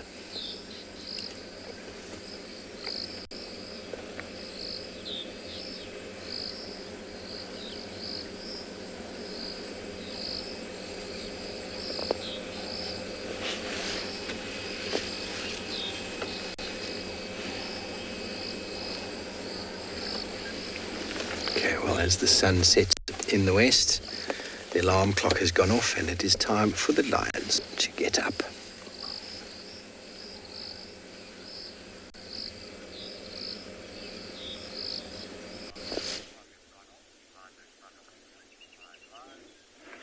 Blackback jackal just coming out there from the shrubs. Looks very full. Must have had something in the proximity. Just came for water. There's a dam close by here, so we're gonna search the area and see what this guy actually fed on. Look at that, almost looking like a piñata.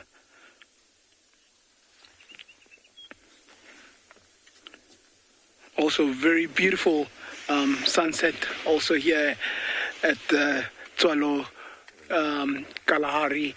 You can see the orange there coming in, the rays reflected by the clouds, the golden tinge there. Wow, beautiful. I always say there's nothing better than an African sunrise or sunset. Very, very beautiful. Jackal still looking for something, milling about in the area. So that's always a good sign, especially that we've been looking for also the cheetahs around here. So that could be an indicator that maybe the cheetahs were lucky with something during the day. So we'll keep scanning around here.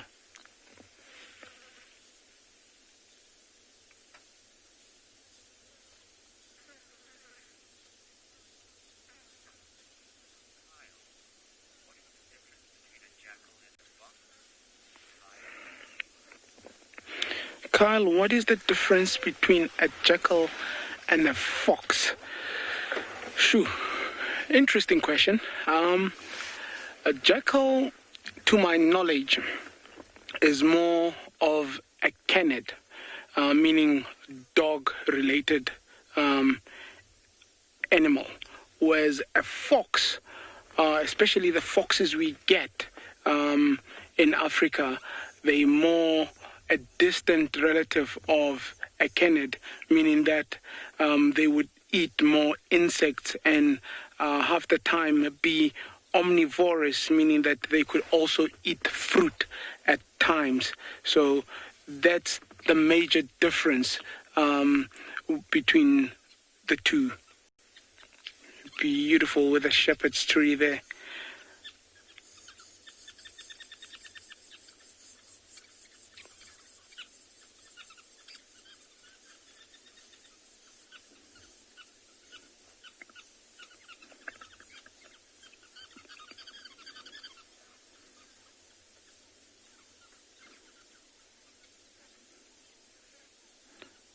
Nice movement.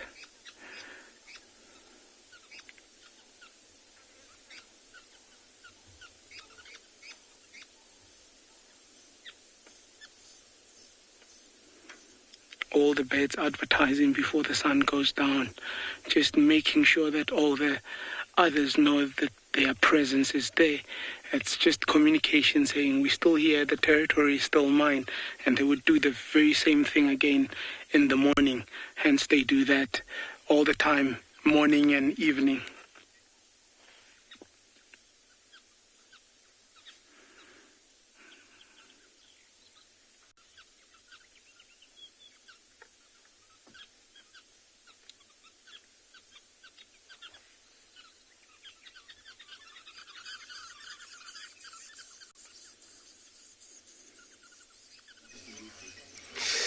Beautiful.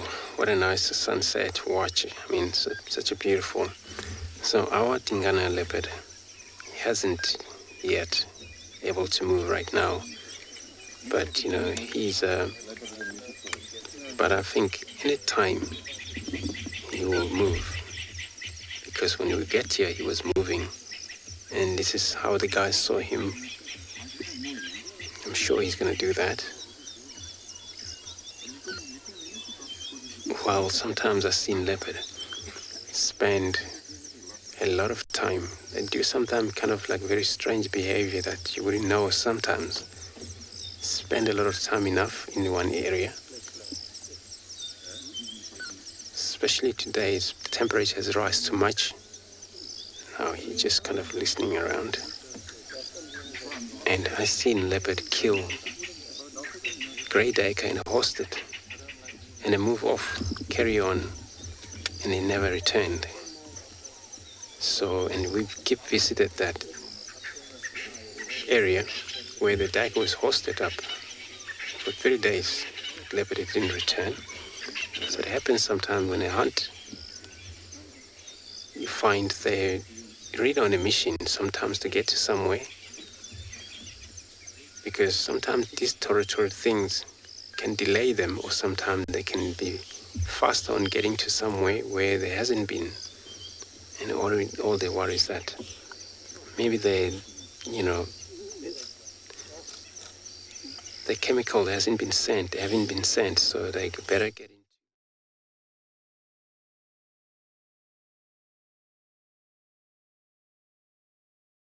Again.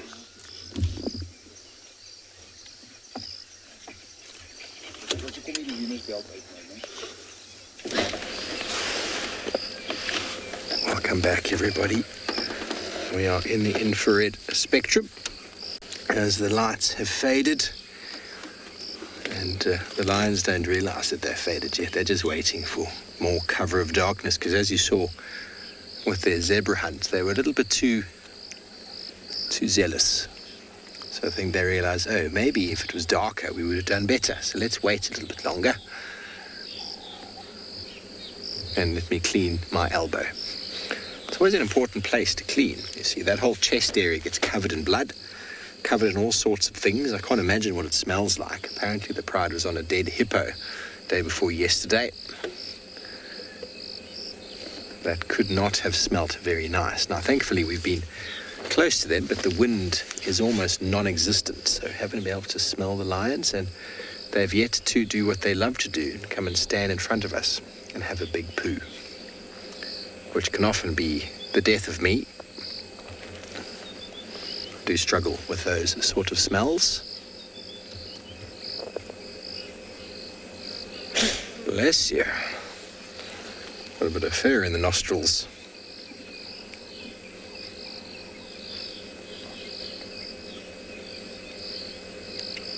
So what do we all think they're going to do? Are they going to go north from here towards Bifusuk Dam? Are they going to go directly east towards Torchwood to drink? Or are they going to go straight back towards Leadwood Mamba on Djuma to collect the cubs? Well, if they don't get moving soon, we'll never know.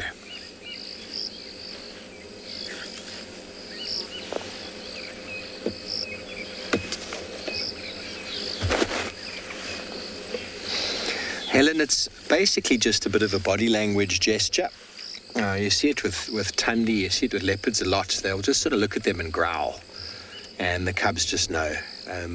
I can't actually say I've seen Unkuhumas do it with their cubs. They just leave them behind, but Tundi used to do it with Tlalamba quite often, you'd see her sort of walk and then turn around and look at her and give her that like snarl, and then she just knew that was the stay put snarl. And it's also possible that because they'd walked a fair distance by that stage, that maybe the cubs were even tired. So they were told to stay. Oh, that's a good itchy spot right there, right on the belly. Oh, right there. I love how they lick their lips when they scratch themselves there. It's deliciously itchy. Oh yeah, one more time, just under the elbow, in the armpit.